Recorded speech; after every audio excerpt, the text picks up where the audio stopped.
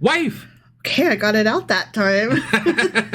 I tried to call your name, and it came out kind of like husband.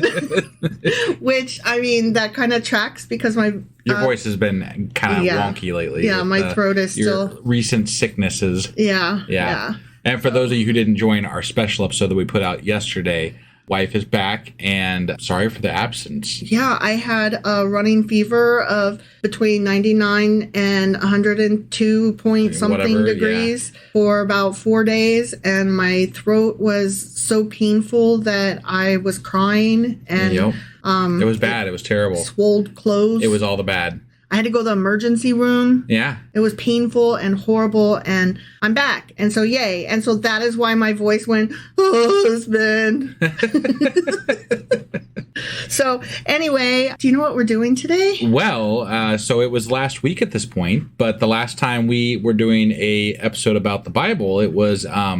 oh shit! What book are we in? We're in Ezekiel. Yes. Yeah. Sorry, I knew what chapter, but I couldn't remember what book. We're in Ezekiel. We were reading Ezekiel chapter 30. Yes, that is correct. And in that chapter, God... do tell me what happened because I really don't remember. Well, it was like the second part of a two-part thing where God was chastising Egypt for not doing things correctly, I guess. So anyway, that was, and then the prophecy it was going to be wrong because God was like, this is going to happen for like 40 years. You're going to be dispersed for like 40 years, and y'all are going to be torn apart and scattered and all the wonderful shit, right? But the thing is that in history, during the time that Nebuchadnezzar was fighting them, they never fully conquered them. And so therefore the prophecy in the Bible is wrong. It's wrong. So that's what happened. God was wrong last time. God was mistaken. That's what went on. Or Ezekiel was mistaken and was a false prophet. I mean, yeah, either way. If we're going to pretend that God is real, he was mistaken. Knowing that God isn't real, that means that Ezekiel is a false prophet and a liar. One way or the other, something in the Bible is not right. Yep. That's all I'm saying. So that happened. So that was Ezekiel chapter 30. Yes, it was. Which means that today we're getting into... Ezekiel chapter 31. All right, let's do this. Okie dokie.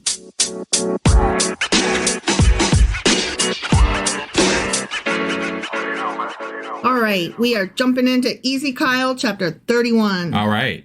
And it starts out like this because you said it was a part 2 last week or last time. So this is a part 3. Okay, well, I didn't know that yet. We're still hollering at Egypt. Got it. Okay. All right. In the 11th year, in the 3rd month, on the 1st day, the word of the Lord came to me. Okay. Okay, and I got a date for you. Came to Ezekiel. Me, Ezekiel. Yeah, not me, wife. Right. I got a date for you. Okay. This corresponds to around June 19th to the 21st in 587 BCE. Okay. A month before Jerusalem was taken by the Chaldeans. Got it. All right. Yep. So this is what God says. Okay, ready? I'm ready. Son of man. You mere human. You fucking worm. Say to Pharaoh, king of Egypt, and to his hordes, who can be compared with you in majesty? Because, you know, you're awesome, right? Right. Right? Love you, Egypt. You're so fucking cool. Yeah. Right? Yeah. Consider Assyria, once a cedar in Lebanon with beautiful branches overshadowing the forest. It towered on high, its top above the thick foliage. The waters nourished it. Deep springs made it grow tall.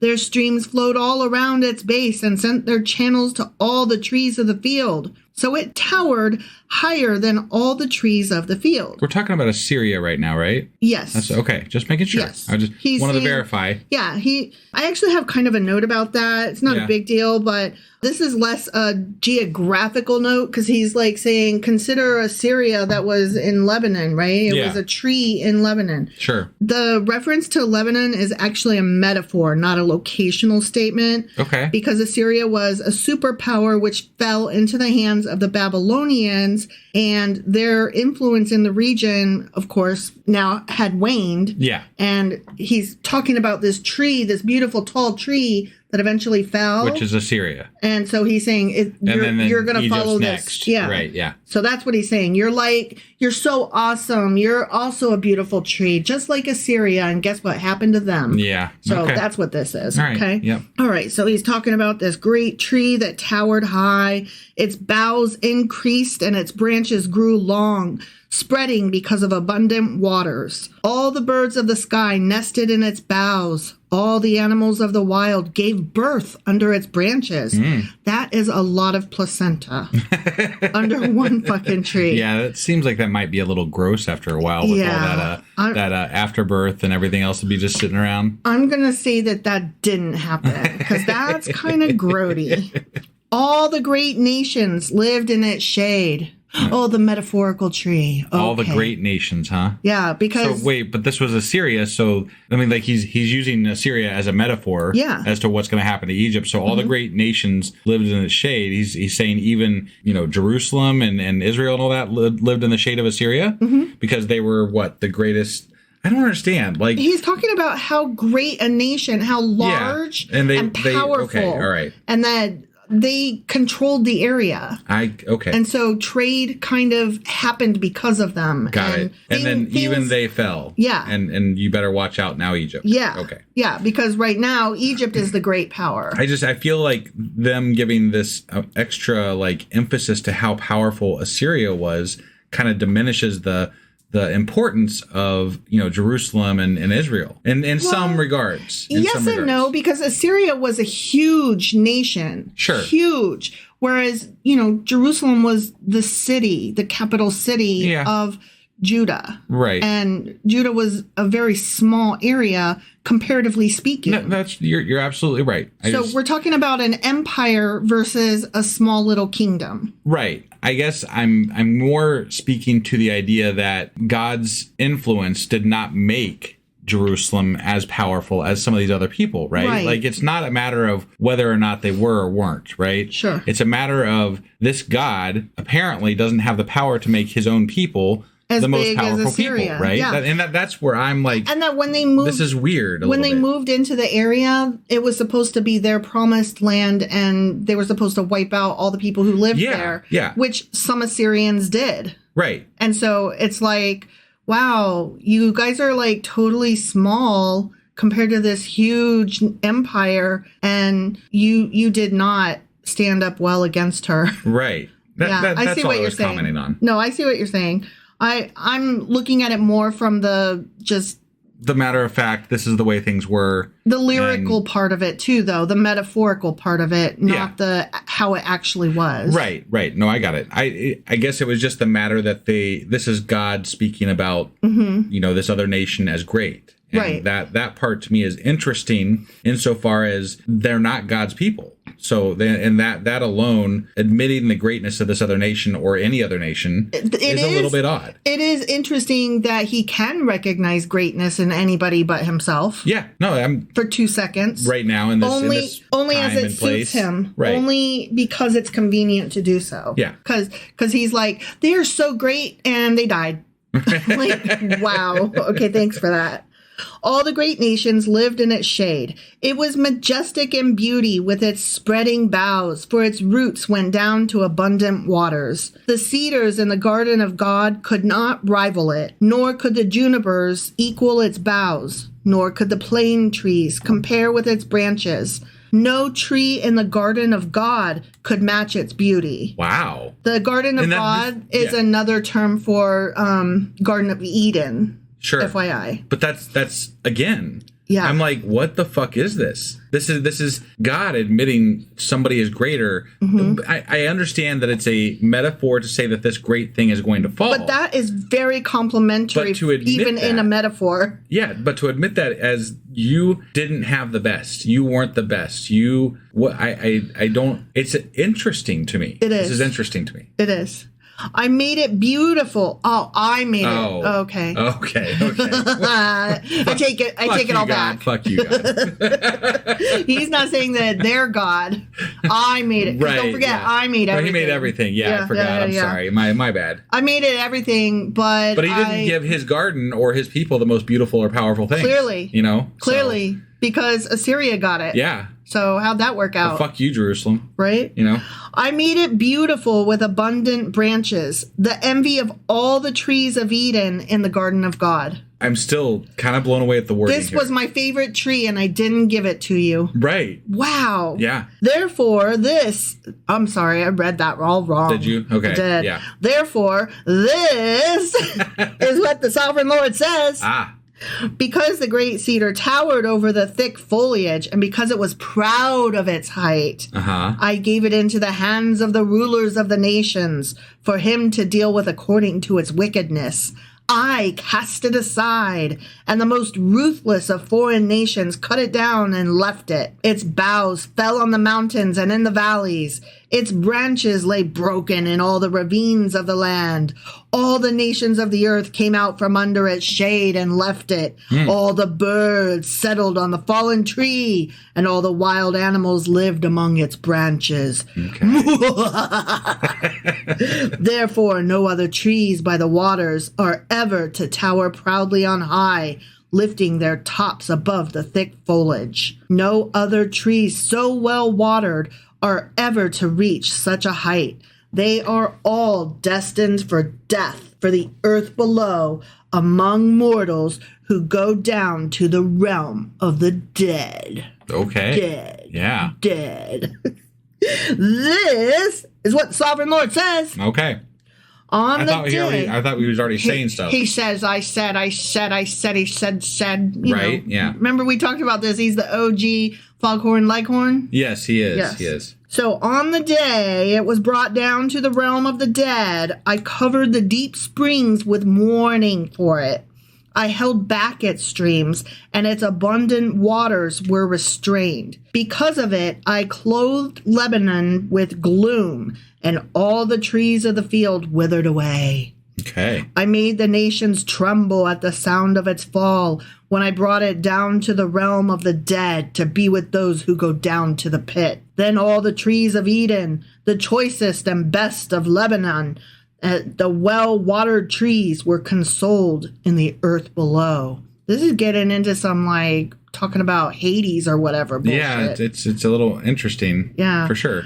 They, too, like the great cedar, had gone down to the realm of the dead, to those killed by the sword, along with the armed men who lived in its shade among the nations. Which of the trees of Eden can be compared with you in splendor and majesty? Yet you, too, will be brought down with the trees of Eden to the earth below. So he's referencing here Egypt, right? Right at the end? Mm-hmm. And he's saying even Egypt is more beautiful and wonderful than the trees in Eden. And it's more powerful and more great, right? I made it so awesome. Yeah. I didn't give it to you. If we let him take credit, he's going to take credit for it. Yeah, sure. I made this awesome thing that I didn't give to you again. But there's multiple lands that are more beautiful and wonderful and great than his lands that he cared about, apparently. That's interesting. It is really different than what I expected to hear. Right. I don't really expect the Bible or anybody in the religious realm or anything like that to admit that maybe God didn't make the most beautiful things for his people. Right. Generally, when I hear people talk about God, the people that worship God get all the wonderful They get best all the things, glories and all the pretties and all the bestest. Yeah. The strongest, the fastest. Right. The ones that can fly across the sky and see 1,000 eyes. Yeah. Uh-oh, we got some dicks up in here. Oh, no, not dicks. Yes, ready? Yet you too will be brought down with the trees of Eden to the earth below. You will lie among the uncircumcised. Okay. With those killed by the sword. So, was hell originally for people who didn't get circumcised? Probably. Okay. I guess. I don't know. I think it's oh shit, your parents didn't circumcise you either, man? Sucks, doesn't it? Right? We're down here in hell now. Yeah. Fuck. I just think these people were way too concerned with wieners. Oh, they absolutely were. And vag, I mean. Right. They were just all the way around private parts. They thought way too much about that shit. Mm-hmm. With regard to their God and whatever that fucking thing represented. I mean, clearly they thought about it regularly enough to include God in the talks about dicks and vaginas. Right. You know what I mean? It wasn't that they brought God to the dicks and vaginas. They brought the dicks and vaginas that already were in conversation to God. That's weird. Yeah. Yeah. Okay, last sentence here. Uncircumcised, we're all gonna die with uncircumcised dicks. Yeah. Ah! This is Pharaoh and all his hordes, declares the sovereign Lord. The end. This is Pharaoh and all his hordes? Yeah, so he's saying this is what's I'm talking about. This is, okay. The uncircumcised peeps I know I was talking about Assyria the whole time, but that right there, that's Egypt. Yeah. I'm going to get them specifically uncircumcised fucks right there. Yeah, and the big dicked uncircumcised fucks. That's right. Yeah. I forgot they said that too. Yeah. Yep. That's good shit. You know those Egyptians with the big dicks? I mean, according to the Bible. I mean, I'm not trying to stereotype. We don't want to take this out of context or anything. I mean, that's just the Bible saying that shit. I don't know what kind of dicks Egyptians have. I assume that they're just normal like everybody else's dicks. To be perfectly honest with you, I'm not entirely certain that I've ever met an Egyptian. I don't know that I probably have passed one or been near one, but I don't know that I actually know that I've interacted with somebody who grew up in Egypt. I worked at a place that was like kind of inner city. And so I saw a lot of people of different ethnicities. Mm-hmm. And I could not tell you what all the ethnicities were. There were a lot of brown and black people. And so maybe some of them were, I know one couple and their little boy was from Pakistan, and there was another guy who I know he was a Muslim, but I don't know what country he was from. Got it. And, it was just one of those things where I met people from all over and didn't really. Do you think it would be inappropriate if, I just carried around a ruler in case I met an Egyptian just to make sure that the biblical claims are true? I mean, this was thousands of years ago. Their dicks might have shrunk since then. But, I mean, God probably cursed them or something, yeah. So I don't know. So, something happened probably. Who could know? I don't know. We're not in the New Testament yet. I'm just having fun with it, Everything could change when we get to the new. Uncircumcised, now in hell, Egyptians. That's what's happening. I just want to apologize up front right now. I guess it's not up front because we already joked about it. Yeah. I just want to apologize to anybody who is of Egyptian ethnicity or background or culture. We love you. Yeah, I just want you to understand that I am not making fun of you. No. Or your culture or your history. I am making fun of the Bible, and it's really weird phrasing. It really is. And it's depiction of your ancestors. Yeah, to be fair, it could have been any culture that he would have said that about, and we would have said the same fucking shit. Yeah. So. Yeah. Has nothing to do with Egyptians or anything. No, I just feel like it should be stated out loud that I apologize if our jesting and banter hurt you. That was not our intention. We are trying to make fun of the Bible. No, we tend to just go off on whatever's on our goddamn minds. So to speak.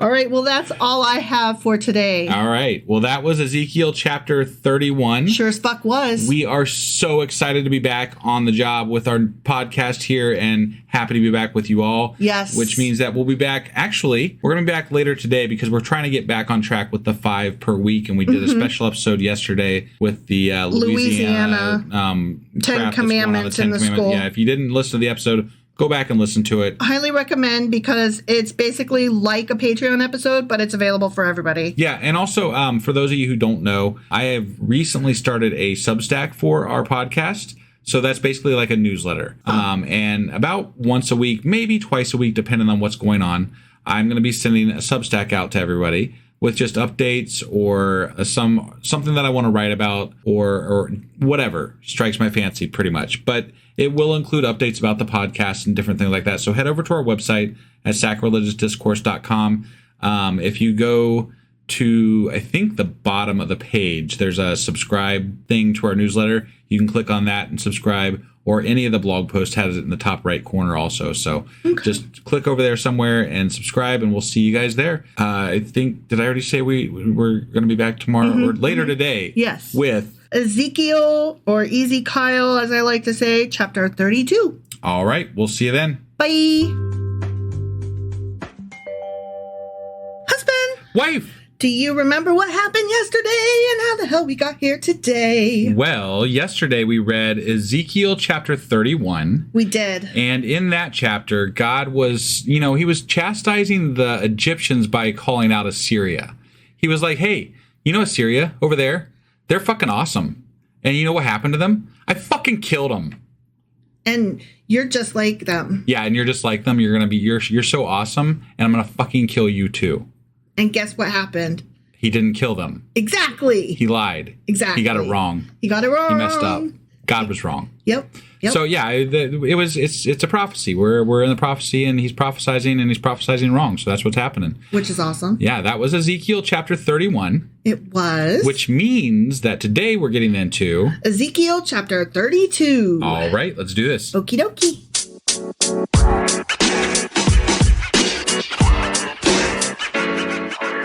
All right, we are hopping into Ezekiel chapter 32. Or Ezekiel. No. I'm just, I'm throwing it out there, just making sure we got it right. Ezekiel.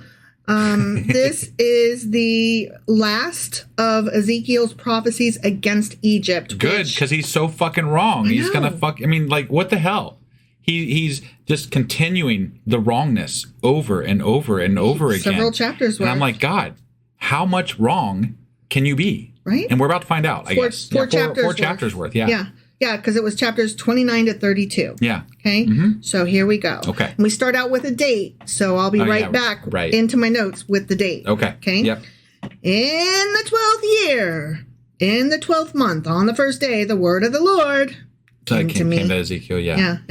Okay, so here's what that date corresponds to approximately. Okay. About March 3rd, somewhere between the 3rd and the 22nd. Sure. Of either 586 or 585 BCE. Got it. Okay. Somewhere thereabouts. So after the invasion of Jerusalem, and maybe like a year to year and a half after. Sure. It sounds like, to me. I cannot keep numbers straight, so I'm like, I think the invasion of Jerusalem happened in like 587, or if it was either that or, I think it was 587 or 586. I have to have that in front of me, honestly. Got it. You could tell me that right now and I won't remember it in 10 minutes. So anyway, he says, son of man. You mere human. You fucking worm. Yeah. Wait, before we go further, just in case anybody's been listening to us when we say the son of man, you mere human, you fucking worm, it's because I realized that we've been doing this for a while. Mm-hmm. And if somebody jumped in in the last few chapters, they're like, what is going on? What are they doing? and it goes back to God chastises his own people and calls them fucking names all the time. And one of them was he called them worms. Mm-hmm. And one of them was actually mere human or something like that. Or you're just a human and I'm God. Right. And that's what son of man means. Yeah.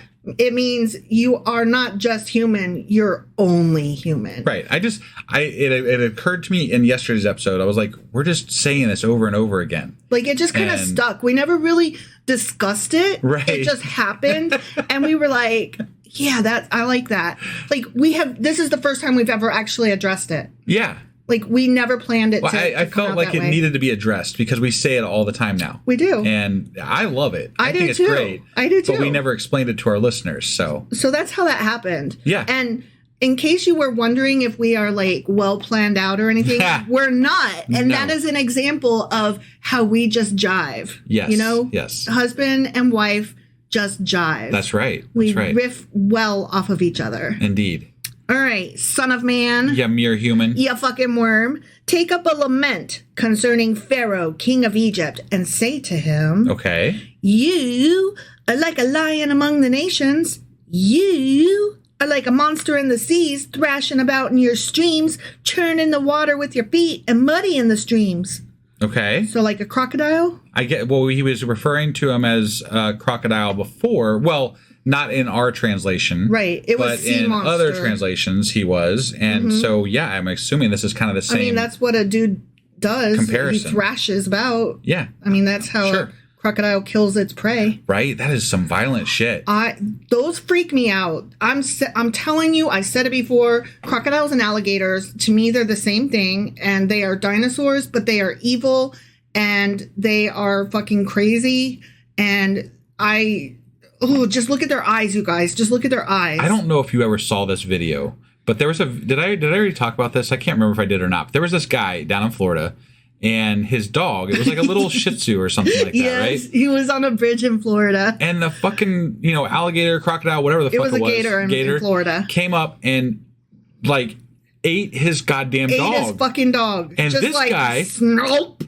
was like, hell no, and goes in with it. He's like got a cane. He had a walking stick. Yeah, and he's like goes in and starts beating the alligator. He gets his dog back. Yeah. I'm like, you badass motherfucker. Right? What the hell? To be that awesome when I'm that age, please God. I gotta tell you, if my dog or cat got eaten by a gator, I'm like, fuck, sorry, man. I'm crying while I'm running. Yeah. Because, yeah. I ain't doing that shit. No, because I have seen those sons of bitches and they raise up on they raise their whole body up. Yeah. And somebody told me, oh, it's just the young ones. No, sir. No, I've seen the videos, not the doctored ones, the actual videos. Right. Where those sons of bitches, those fucking dinosaurs, those evil, just gross monsters lift their whole bodies up and they can run. Yeah. Oh, they can run really fast, too. Miles per hour, okay? Yeah. It's like 35 miles an hour, I think, if I remember correctly. I can't run that fast. Right, yeah. You can't run that fast. No. They can fucking beat it. Yeah. Okay? I'm not trying to fuck with those things. Yeah. And my dog just said I'm sorry, but no. Look, I look at those and I'm like, this is why humans were not meant to populate the planet. Because they're remnants of the dinosaur age and they are like a reminder of we were here first. Right. And they're right. They were. But that dude with the cane and the dog, badass. I'm going to try to find that video and link it into the show notes because, I mean, you gotta see it. You got to see it. It's amazing. See if you can find one where the dude like lifts himself up off the ground and just like starts booking it. Oh. You mean like, the alligator, you mean? Yeah. Okay. Like, see if there's another video of that. Sure. I mean, guys, that's just creepy as fuck. Okay, so anyway. Yeah, enough about alligators and crocodiles. Sorry. This is what we do.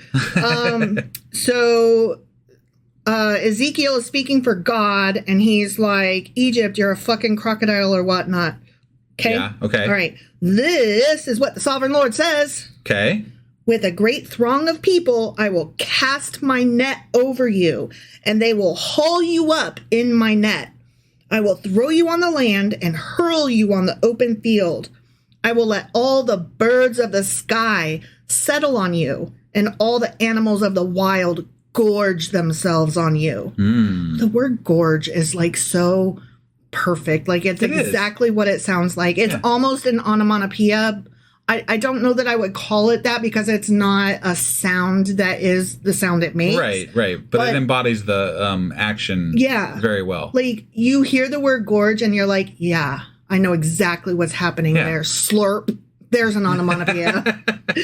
I will spread your flesh on the mountains and fill the valleys with your remains. Wow. That is dark. Right? Yeah. Like, this is kind of cool, like in a goth kind of way. Sure. But the part that occurs, so God, the way he speaks about killing humans and other people is just so disturbing sometimes. I know. It's kind of like nightmare fodder. You are kind of evil sounding. Like, he is not even just kind of, you are evil sounding. Yeah. He's like the way that you would write a God that's evil in your fiction. Yeah. Like, he's that guy. Yeah. No, he's definitely the evil God, right? Yeah. And I can't fathom how people read this book and they're like, he's a good God, he's a loving God. And I'm like, did you read the fucking Bible? Right. We're reading it. It doesn't sound good. He's excited about murder, y'all. Yeah. I don't care who these people are. You're assuming you're like one of the 5 people he actually lets go. But what makes you think you're that person? I don't know, because I don't think I'm that special, and it has nothing to do with my quote-unquote sins or whatever. Right? I know that a lot of people don't like me, and I'm pretty sure God would be right on the top of that list. You've heard the term Sunday Christians before, right? Mm-hmm. Yeah. So, like, if you're a Sunday Christian, you obviously have not read the Bible, and moreover, you don't actually believe it. Right. Because if you read the Bible and you saw how God treated these people, you'd be scared out of your goddamn wits if you believed it, right?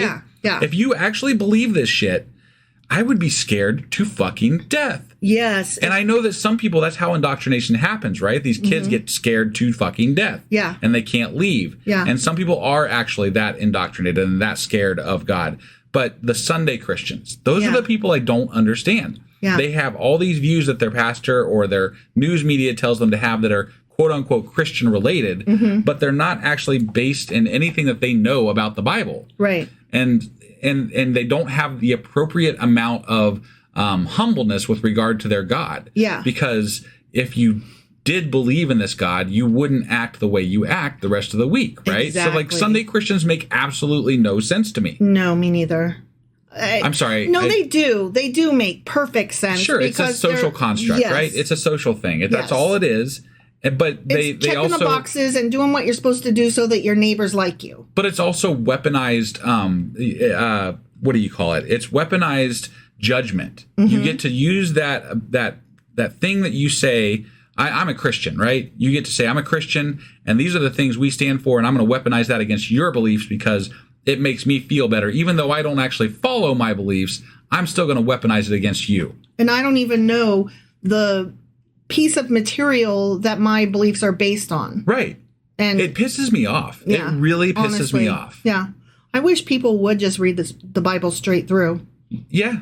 Yeah. Honestly. I think it should be. I think if you're gonna espouse that you are a Christian, you should have to read the Bible straight through on your own and determine what you take from it on your own. And I want a goddamn book report. I want I was going to say, I want you to have to justify 10 different evil acts. Yeah. You know, you get to pick the 10 and you get to use your own words. Sure. And then you get your certificate and your shiny gold star that says you are a certified Christian. I'll even allow that they could listen to our podcast as part of this. Sure. You know, like if you want us to read it to you, we're reading it to you. Yeah. Come here, listen to us. Answer our questions for us. Yeah. You know, listen to the words of the Bible that we're reading and then answer the questions that we have about it. I want to know that you stand on firm ground with regard to your beliefs before I take any of your judgment towards me. Yeah. Yeah. Yeah. Before we get to talk about how you feel about me, let's talk about how we feel about your God. Yeah. Like, let's do that. And which one is he? Right. Because this guy sucks. He does. All right. Anyway, God is talking through Ezekiel. Yes. I will drench the land with your flowing blood. Oh, my God. All the way to the mountains. Speaking of evil. Right. And the ravines will be filled with your flesh. Holy shit. That is creepy shit. This is some fucked up imagery. When I snuff you out. I mean, I did that on a shirt, right? When I snuff you out. Quotes from God, right? Yeah. I will cover the heavens and darken their stars. I will cover the sun with a cloud, and the moon will not give its light. Okay. All the shining lights in the heaven I will darken over you. I will bring darkness over your land, declares the sovereign Lord. The darkness doesn't really matter if you're a splatter of fucking blood on the ground, does it? Right? I mean, if you're going to kill them that much and fill ravines with their remains, what do you care if it's fucking dark out? Like, are you ruining the ecosystem or are you killing me? Pick a lane. I will trouble the hearts of many peoples when I bring about your destruction among the nations, among lands you have not known. Hey, there's some people over there. I'm going to kill them too. Right. Well, it has nothing to do with you, but... No, I think he was saying that people that they don't know are going to be troubled by what happens to you. Oh, okay. Like, they're going to see the bodies lying in the ravines and be like, Jesus Christ! Fucking shit, Christ! What the fuck is that? Like, oh, that's that God over there in Jerusalem. You know that guy. He fills people in ravines all the time. He's a murdery little fuck. Yeah. You just got to ignore him. Keep walking. I mean, honestly, I don't know those people over there, though. I don't really care if they're I would care if I came... Well, I mean, I don't think... How would you know what did it? If you don't believe in that God, you just be like, who the fuck filled this ravine with a bunch of bodies? Either that or I would be like, oh, there are way too many alligators here. Right. I am out. Or the correlation you might make, alligators, dead bodies... I'm not going to fuck with them, you know? Right, so, right. Yeah, right. They have powerful magic god. Yeah. Might be an alligator god. That's what I'm saying. Yeah. Like, didn't the Egyptians have some kind of crocodile king god? Probably. They had all kinds of cool shit. They did. We can say that because it's a dead religion, right? Yeah. We can say that Greeks and the Egyptians had cool Romans. gods, right? Yeah. Because they don't really exist anymore. Like, look, no God exists, but those gods aren't relevant to our society today. We all collectively agree, even the Christians, that those things are funny. Right. Which is funny to hear Christians talk about those dead gods because it's like, you don't even get the irony in what you're saying. You don't understand how this sounds to somebody who doesn't believe in your God. Yeah. Like, you should really examine this a little bit. Like, I just want to tell Christians, unicorns are real until you can prove otherwise. Yeah. Because if your God gets to exist, I want a world where there's unicorns exist. Right, definitely. So, fuck off. Right. I, God, will cause many peoples to be appalled by you, and their kings will shudder with horror because of you when I brandish my sword before them. On the day of your downfall, each of them will tremble every moment for his life. You know, just the ones I haven't killed and splattered, covered, smothered. Yeah, yeah. For this is what the sovereign Lord says. Sure, yeah, okay. The sword of the king of Babylon will come against you. Okay, so I'm going to use Nebuchadnezzar to get you. Right. Again, not showing God's power. He's showing this conqueror's power. And it's not even somebody that worships him. And he's like, here, I'm going to have this guy that doesn't give two fucks about me come and kill the fuck out of you. Right. And then people are going to say it was my doing, apparently, which I don't understand that at all. I would say, no, it's probably whatever God Nebuchadnezzar and his people worship. That's their God doing that because they're the ones taking over all this land. If I was going to believe in a God, yeah, I would believe in the God of the conqueror. Right. Yeah, that's usually the way it goes. Not the conquered. Right. I will cause your hordes to fall by the swords of mighty men, the most ruthless of all nations. They will shatter the pride of Egypt, and all her hordes will be overthrown. I do like his perpetual use of the word hordes. Yeah, yeah. I mean, I kind of like the way these last couple of chapters have read. Yeah. It's in a very dark sense. If I was reading it in a horror novel, it's very beautifully written, darkly beautiful. Yeah, darkly beautiful. And if you can just get over the fact that people actually believe that this God exists, then that he's beautiful and pretty and loving. Whee! I love this God. Yahweh's so cool. It would be a cool thing to read about as something that was a dead religion, right? Like to see, look at this imagery that they're using, like that. That is amazing. I would love to be able to assess it on those grounds. I would love to be able to. Yeah. That would be amazing. That would be really cool in a literary context, because that's my jam. Right. I will destroy all her cattle from beside abundant waters, no longer to be stirred by the foot of man or muddied by the hooves of cattle. What did the cattle ever do? And again, I don't understand. If you're destroying the people, what does it matter if you destroy the cattle or not? Why do the cattle have to? I don't understand. I think he just likes fucking killing things. He does. It's like that one bitch that we talked about last week or the week before I was sick, where she took her dog out and shot it. And then she was like, and while I'm here, I'm going to kill the goat too. Yeah, oh man, now I'm drawing a blank on Katie Gnome or no, what the hell is her name? Something Gnome. Yeah. Whatever. The governor of that one. No, she's not a governor. I thought she was, yeah. Oh, I don't know who she is. Yeah. Kristi Noem. Yeah. Yeah, she's like the governor of North Dakota or South Dakota, one of those Dakotas. One of the Dakotas. Yeah. Apologies to the Dakota that does not contain her. Yeah. No, we just didn't prepare to bring her up today. And we're not geographically adjacent to you, so it doesn't really affect us on a day-to-day basis. I don't know those. I mean, I don't know that I could name most of the governors in the United States. Like, there's not, unless they make some news, I don't really have any reason to know them. Same. You know? Yeah. Then I will let her water settle and make her streams flow like oil, declares the sovereign Lord. Whee! Yeah. When I make Egypt desolate and strip the land of everything in it, when I strike down all who live there, then they will know that I am the Lord. See, sometimes you have to read dark things in a Candyland voice. Yeah. La la la la la la la. I'm gonna kill you all. Hee hee hee. Ha ha ha. Love to see the blood flow. It's just it's like he's saying he's doing this for the benefit of his people, maybe, or like the neighbors. I'm not really I don't understand.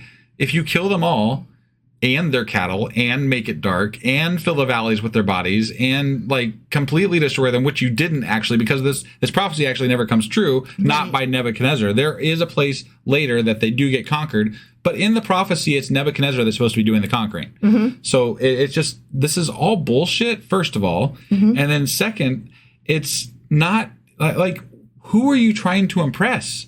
What are you doing this for? Right. If you were somebody that survived in Israel, wouldn't you be like, please stop? Right. I mean, honestly, if I was a human now and I thought that this God actually existed, if I believe that this God actually existed, I'd be looking for a way to, get rid of that God. Right, like how to kill a God. Magic, like an ancient magic spell that we could track down? We gotta be what can we do? Buffy the Vampire Slayer and get the Scooby Gang together and Giles' magic shop. This guy, he's just not going to do. We can't study it out. I can't truck with this God. No. How do you get rid of a God? I don't know. I guess we could call Sam and Dean, see what they say. They have killed enough of them. I guess you can't kill a God till you get rid of all the followers. And that usually maybe does it, maybe. But then sometimes you kill the God and that sets free the followers from the thrall that they've fallen under. Yeah, you got to be careful who you get rid of. Which one comes first, the chicken or the egg? I don't know. This guy's held on forever. I'm going to guess he's the problem and he's got people enthralled to him. Yeah. So I would say let's figure out a way to kill gods. Right, yeah. If anybody's got any ideas, No. Obviously, we're joking because gods don't exist. That's right. This is the lament they will chant for her. The daughters of the nations will chant it. La, la, la, la, la, la, la, la, la. I'm chanting. Oh, yeah. I thought that was in the Bible for a second. I'm like, are you kidding me? No, I'm a daughter and I'm chanting. Oh. Rah, rah, rah. Get him, get him, get him. I'm chanting. It's funny that you said rah, rah, rah, and we're talking about Egypt. Oh, that is funny. Yeah. That is funny. Yeah. For Egypt and all her hordes, they will chant it, declares the sovereign Lord. Okay. See, I was chanting. Mm-hmm. I don't really know how chants go. I mean, you chant, right? Yeah. I don't know. Yeah, I don't know. I don't know really. I mean, I guess it's got to sound like spiritually officious, maybe? That would be the best way I could describe a chant, maybe? That's all I got. I don't really understand, what distinguishes a chant from like a scream or a yell or a cheer or a cheer. Okay, what is this? UGLY, you ain't got no alibi, you ugly. What you ugly. Is that a chant? Or little known fact, guys, did you know that wife used to be a cheerleader? Oh, that's not where I got that from though. That's from the movie Wildcats. Right, but I was just sharing a little known fact about you. I was only a cheer. Okay, whatever. I was, but I wasn't a very good cheerleader. I was the only one that could do the splits in every single direction. There you go. See? But I could not do any flips or anything. Yeah. And you were a cheerleader in Italy. I was. Yeah. Which I mean, that kind of makes it interesting a little bit. It does, but it's so much more impressive on paper than in real life. I promise. If I told you the actual, you'd be like, oh. Right, whatever. Yeah. You just got to stick with the good story and leave the rest of it out. Right? I know. It's just everything about me sounds so cool until I tell you the story, and then you're like, oh, so you're just nothing though. That's why you got to learn the art of not telling everything. You just tell the fun bits, and let people draw their own conclusions. I like honesty. You tell the narrative that's going to be wow, that person did a lot, I like honesty. I don't like being like an Elon Musk where I toot my horn and I make myself seem bigger than I am. I like self-deprecation. Yeah. Because one thing is that then nobody can come along later and say, liar, hypocrite. Right. I think, honestly, both of us kind of have the failing of being too honest about ourselves and everything. So I don't think that that's a problem. No, I shouldn't have said it's a failing. I should say that society kind of perceives it that way because you're supposed to pump yourself up. You're supposed to be your resume, bigger. Which is like talking about how awesome you are. Right. Yeah. Whereas I'm like, meh, I'm okay. I'll do. I will say you're a lot more self-deprecating than I am. But sure. But I don't hate myself or anything. I'm just not overly impressed either. Sure. I'm mediocre and I'm fine with that. I think most people are mediocre. I don't think that's a failing among people. That's the exact description or definition of the word mediocre. The real question should be, are you happy with who you are? Yes. Right? That's the real question. Yes. Mediocre, excellent, or subpar doesn't really fucking matter. Mm-mm. It's a matter of how you perceive who you are and what you want to do and what you're doing. Well, spoiler alert, the majority of us are mediocre, and that's because mediocre means plain in the middle, not very special at all. Right. And, just speaking on a scientific principle kind of thing, objectively, that is what we are. Right. So I'm fine with that. Laws of, what it reminds me of? Okay, totally way off subject. Okay. Sorry, but not that we haven't been going off subject at all during this episode. You'll totally appreciate this, though. Douglas Adams, right? Yeah. Zaphod Beeblebrox looks into the box, right? And in the box, he sees the entire universe and his place in it, and he's a minuscule nothing. Sure. He's just absolutely a zero. Didn't he get depressed over it a little bit? No. Okay. The majority of people it's been so long since I read this. I know, that's what I'm telling you. Yeah. The majority of people who look into the box and see how much they do not matter and how small they are, go stark raving mad and kill themselves or get depressed or, go mad, but whatever. It's freeing at some level. But yeah, he looks in and he's like, yeah, that tracks. And so he walks out and is able to be like president of the universe or whatever. Yeah. Because he's fine knowing that he really doesn't fucking matter in the grand scheme of things. Right. Well, I mean, it frees you up to pursue your loves of whatever you love. You can pursue whatever you want if you just honestly realize that what you do should be your own thing. Yeah. You should pursue things for yourself because ultimately it's not going to make a difference to many other people in the world, generally speaking, Right. So it's just not, and if you take the universe into account beyond that, obviously the universe doesn't give a fuck about what Earth is doing even. Exactly. So, I mean, not only is Earth not the center of the universe, like our universe is not even the center of like the galaxy. Right. Like, wait, no, the universe is the whole shebang. Okay, whatever. The solar system and then the galaxy and then the universe. I have a really hard time stacking. Like, honestly, like, I get them all out of order. I just had to, I wasn't really listening that closely, but then I heard it in the wrong order somewhere and I was like, wait, that sounded wrong. You get what I'm saying. Like, even the thing that is larger than us is not the largest. Yeah. Yeah. It's just like, whatever. Be okay being small. Yeah. Be okay being you. Yeah. That's all that matters. Yeah. So. Yeah. Okay. I accidentally scrolled and now I have to find my place. Okay. I'll destroy the cattle because I'm a fucker. Yeah. Well, you really lost your place pretty good, huh? Yeah, I did. That's awesome. Yeah. I was down at the bottom. I was like, wait, I'm not finished. Down at the bottom. Yeah. Yeah. Okay. Make Egypt desolate. Okay. When I make Egypt desolate and strip the land of everything in it, when I strike down all who live there, then they will know that I am the Lord. This is the lament they will chant for her. The daughters of the nations will chant it. For Egypt and all her hordes, they will chant it, declares the sovereign Lord. Okay, that's what I had just read. Yeah, okay. Yeah. Now, in the 12th year, on the 15th day of the month, the word of the Lord came to me. Ezekiel, yeah. Yeah. So let me get you that date. Sure. So that we can, know what date it is. Right. That's very important. Okay, yeah. Knowing these dates thousands of years ago. Yeah. This date corresponds to somewhere between April 586 to March 17th, 585 BCE. Okay. It just depends on the researcher because they use different methodologies and calculations. Sure. So they can give you like a roundabout. They can tell you like, obviously it's either March or April. So it's sometime in spring, but we don't know if it was spring of 585 or 586. Got it. But if you ever want to get into some really weird calculations, you should look up numerology with regard to the Bible. Oh yeah. That'll take you down some fucking rabbit holes. We talked about that a little bit with the angel numbers and all that stuff. Yeah. That was a Patreon episode, I think. Yeah, that was fun. Yep. Yeah. All right. So in this March or April of whatever the fuck year, 585 or 586 BCE, the word of the Lord came to me. Ezekiel. Yeah, I like to make sure we say it like it's. Yeah, who am I again? Yeah, right. Ezekiel. Okay. Son of man. Yeah, mere human. You fucking worm. Wail for the hordes of Egypt and consign to the earth below both her and the daughters of mighty nations, along with those who go down to the pit. And by pit, we mean the underground, the Sheol, the Hades. But the difference is that the pit in the Old Testament does not mean the same thing as hell in the New Testament.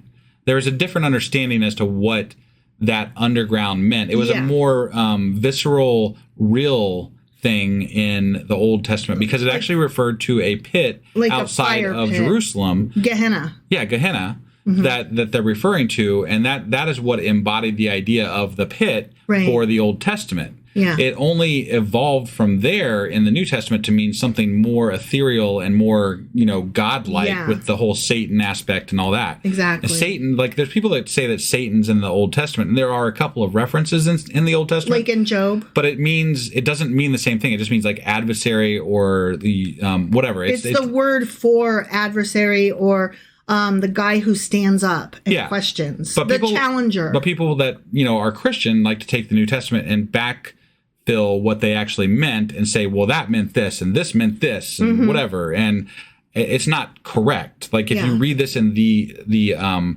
manner in which it's meant to be read from a Jewish standpoint, it does not mean what the New Testament says it means. Right. That's just not true. It's not true. You can try to make it mean the other thing. It's not true. But you can still take it and you can still look at it from the older perspective and say, well, that's what they intended there. And it makes sense that way much more than filling it in for Satan in the New Testament. Exactly. So.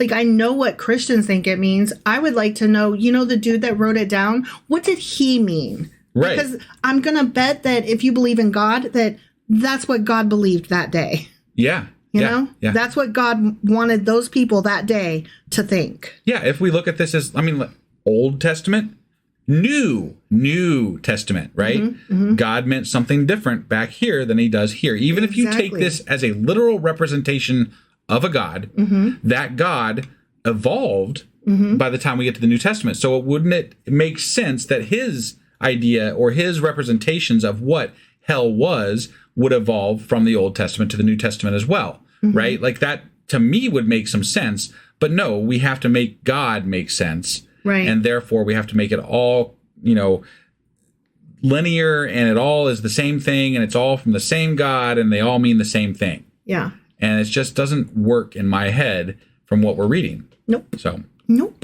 So say to them guys that are going down to the pit. Yeah. Are you more favored than others? Go down and be laid among the uncircumcised. Those damn uncircumcised. Not those guys with foreskins. Did you not get your wiener chopped? You didn't get your wiener chopped. Then you're going down to the pit, man. You will burn in hell for that. Yeah, for that uncircumcised wiener. You should have got your dick chopped. You really should have, man. You sons of bitches. You mere humans. You fucking worms. They will fall among those killed by the sword. The sword is drawn. Let her be dragged off with all her hordes. Okay. Again, with the dark imagery here. Yeah. From within the realm of the dead, the mighty leaders will say of Egypt and her allies, they have come down and they lie with the uncircumcised, with those killed by the sword. Damn. That's what they're going to say. That's what their neighbor... Can you believe these guys have to go lay with uncircumcised other dead people? Oh my gosh.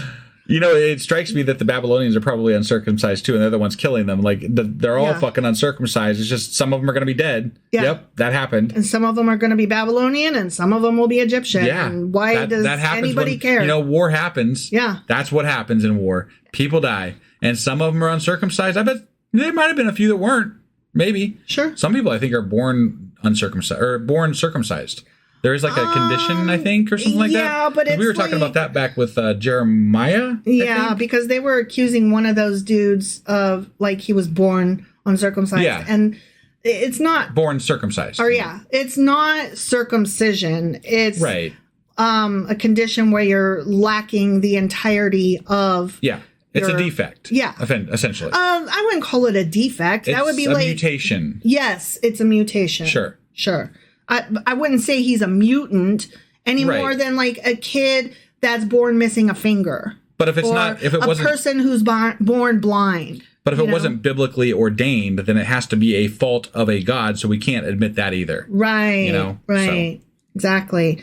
But again, like there are people born missing other parts, and we don't give a shit about those. Yeah. If it impacts their genitalia, then we care. But sometimes they have extra parts. I'm kind of angry that I don't have a tail, I think a tail would be cool. That would be cool. Like, I've actually heard about people that have, like, the remnant of a tail. Yeah, I think a lot of people get that surgically removed because, I was joking that I would like to have a tail. But, I think, if you live in this culture, it would cause a lot of problems to have a tail. It would cause a lot of problems. Yeah. I've heard about people that are born with some kind of defect behind their ears where scientists have done like studies on them and they're actually redundant gills. Yeah, I've heard of that too. Yeah. You said defect though. It's a mutation. It is a mutation. Yeah. You're right. So I mean, I'm just saying not to like. I said the same thing. I just was you're right. It is merely a genetic mutation, is all. No, so you're correct. It's a throwback. And a defect. A recessive gene. We would have called it a defect in the past, but that sounds too mean. It sounds too. You're ableist. Not defective. You're just a human being that has something different from other human beings. It's ableist. You have a recessive gene that showed up. Right. Exactly. In you. Exactly. Like, duh. Right. Okay. So Assyria is there with her whole army. She is surrounded by the graves of all her slain, all who have fallen by the sword. So again, we're talking about Assyria. Remember how great they were and they died? Well, I think they were saying, I think the way it read was that they were going, like Egypt, the uncircumcised from Egypt were going down to the pit, right? Mm-hmm. And they were going down there, they were going to be with the other people that were in the pit, and the other people that are in the pit are the Assyrians. So I think that's what that's referencing there. Their graves are in the depths of the pit, and her army lies around her grave. Mm-hmm. All who spread terror in the land of the living are slain, fallen by the sword. Elam is there, with all her hordes around her grave. All of them are slain, fallen by the sword. All who had spread terror in the land of the living went down uncircumcised to the earth below. I can't take it seriously. No, like the fact that you have to throw in the uncircumcised bit is just ridiculous. It's like, let's talk about some scary, dark shit with blood and knives and, and a grave and you're going to get buried alive. And now about your dick. Yeah. Like, whoa, you just took me right out. I'm sorry. Yeah, lost the thread there, man. Yeah, like, I'm sorry, but that has nothing to do, like, that part does not, it does not add to the story. Not at all. Like, except for in a religious sense. Yeah. Because let's be honest, it does matter religiously. It does, right? But I just don't get it. Well, I don't either, but I mean, it's not having accepted God, not believing in God. Why would we understand it? Well, I mean, we do logically understand what they are doing when, they say that the people from Jerusalem, the Jewish people are circumcised and other people are not, right? It's a indication that you have accepted your God and you believe in that God, and it's the sacrifice you've made and the covenant that you signed. Sure. Blah, blah, blah. It's all those things. Now, why they chose to focus on dicks as part of this is beyond me, but we do know what it means. It just still is absurd in the whole grand scheme of all the things that we're talking about. Here's what I mean, though. Like, okay, the movie Willow, right? In the very beginning, like, Willow is trying to be a magician. He goes up to be tested every fucking year. And the grand old magician guy asks the question of all of the applicants, and they always fail. And the question that he asked this particular year was, which finger does your magic reside in? And I don't remember the fucking answer because it's irrelevant. Right. But that makes sense, right? Like, yes, we use our fingers. I can see magic being related to fingers, or God power, something being related to your fingers or your hands, right? Sure. I cannot understand how where I pee or fuck, I can't understand how that is not what I use practically in my everyday life out and about in the world. Right. So I don't understand it other than that it's your most vulnerable part of your body, I guess. I think that's a large part of what this is. I mean, they obviously are very concerned about their penises in ancient times, right?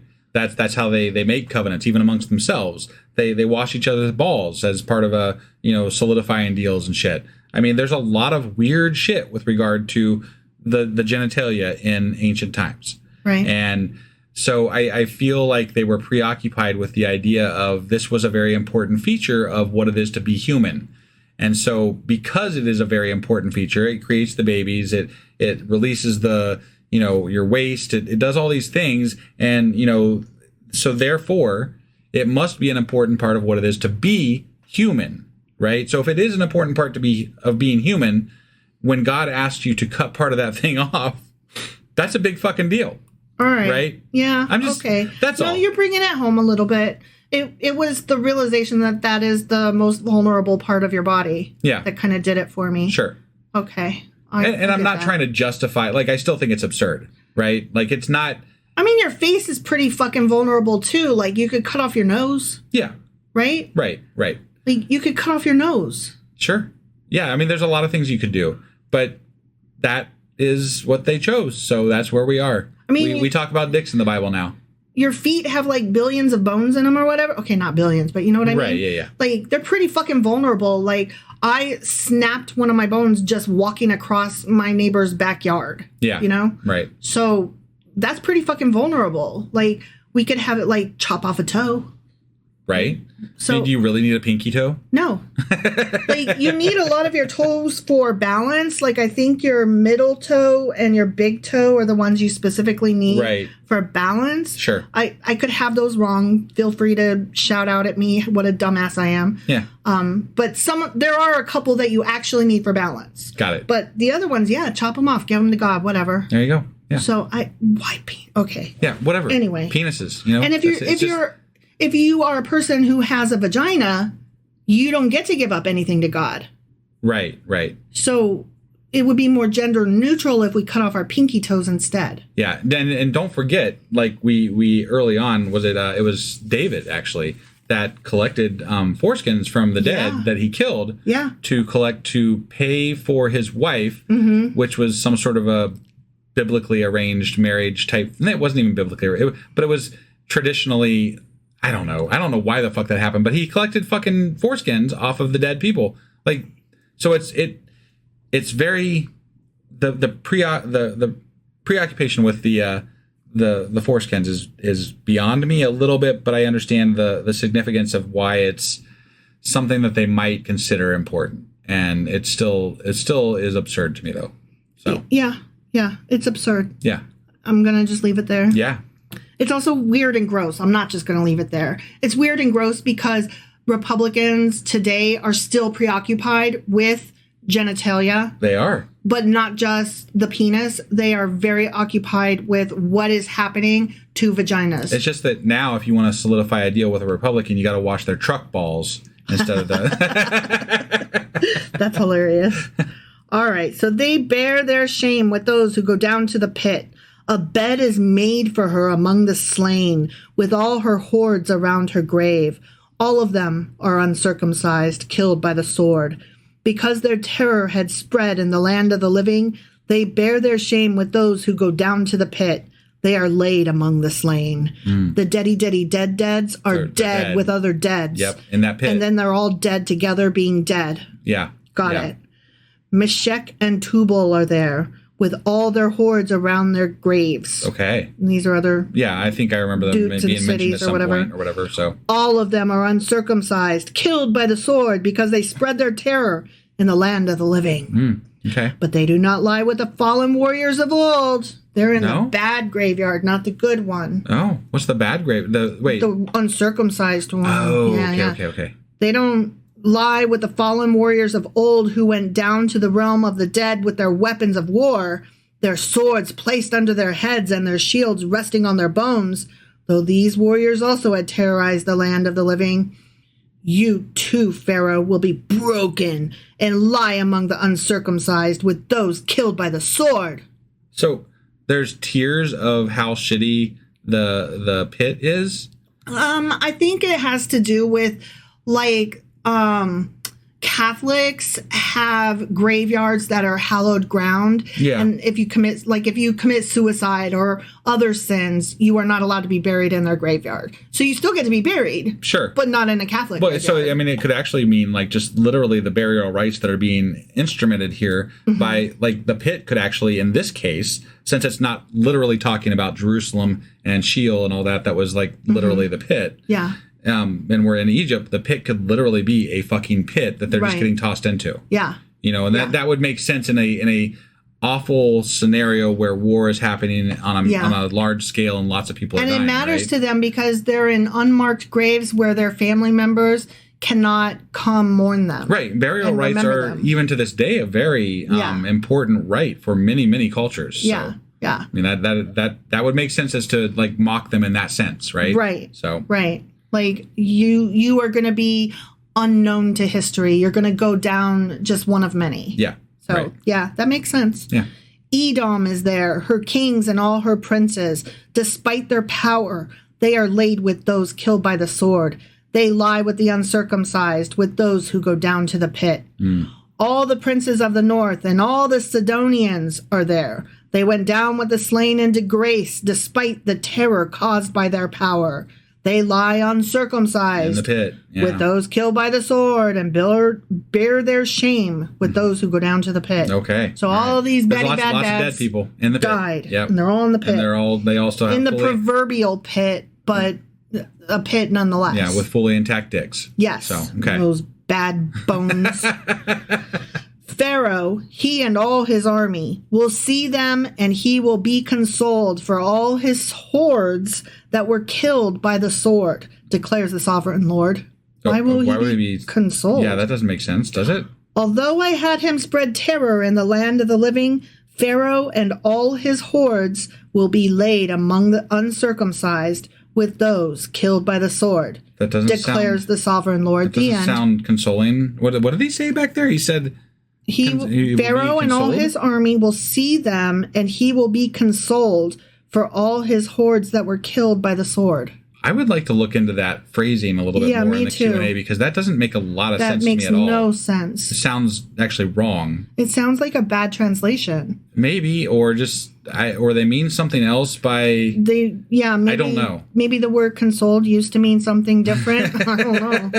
Yeah, that doesn't sound right. No, not at all. Right there at the end, man. Right. Lost the plot. Yeah. So that was a lot of dark imagery. Mm-hmm. And it's the end of fucking around with Egypt. I think I'm happy about. I don't know. I shouldn't. I don't want to presuppose what's going to actually be happening next. Okay, I'm not gonna lie. I actually enjoyed hating these pieces. Like sometimes I hate pieces, and I'm like, nope, there's just nothing but hate. Mm-hmm. But this whole fuck Egypt and all of Egypt and Egypt needs to get fucked, right? Yeah, right. All of that, I enjoyed hating that section. Yeah, I get that. And I actually kind of enjoyed the fact that this whole time that we've been talking about Egypt, mm-hmm. that it was a reminder that God is not always right. Because the prophecy is very tenuous as far as it being fulfilled. So it's not holding up the truth, or it's not holding up what was said in the Bible as to what actually transpired.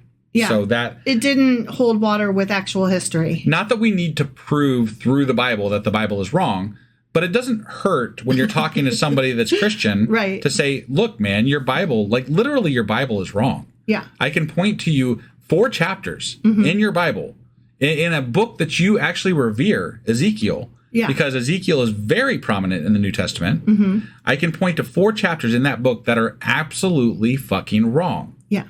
And they would be like, no, that's not in there. Either that or you're reading it wrong. You're reading it out of context. Sure. You don't know. No, and you can explain it to them any number of ways, and they're still going to say you're reading it wrong. But this is why I know I understand at that point they haven't actually read the Bible for themselves. They haven't sat down to try to understand it with any bit of intellect for them, like any bit of understanding or self-teaching.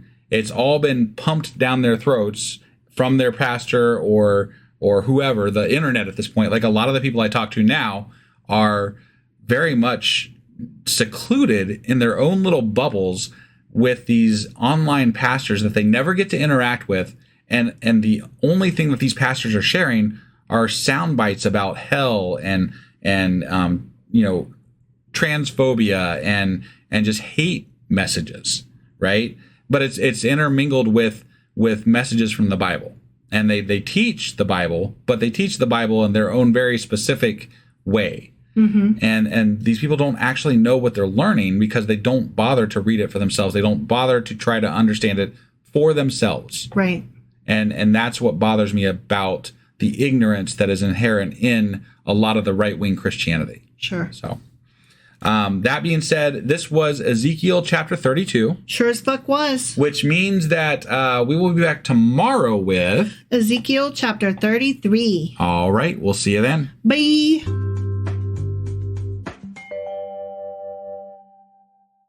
Husband. Wife.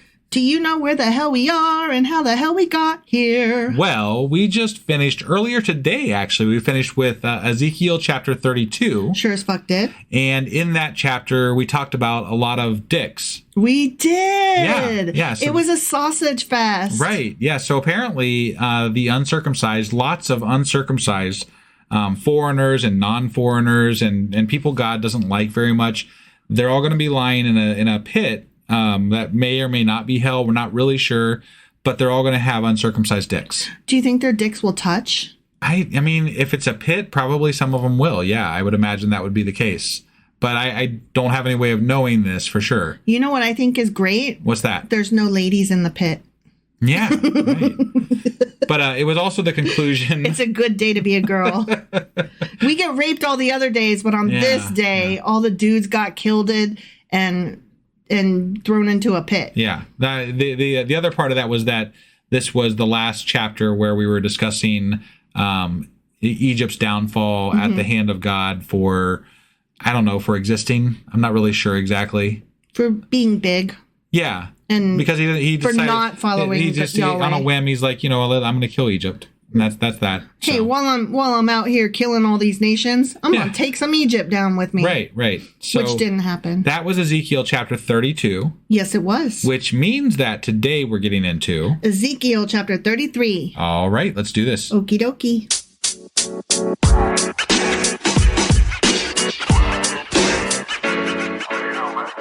All right, we are hopping into Ezekiel chapter 33, and don't you Ezekiel me. Or Ezekiel. No. I did. See, I did it. God damn it. Don't tell me not to Ezekiel. I'm going to Ezekiel all fucking day. Oh, that sounds so dirty.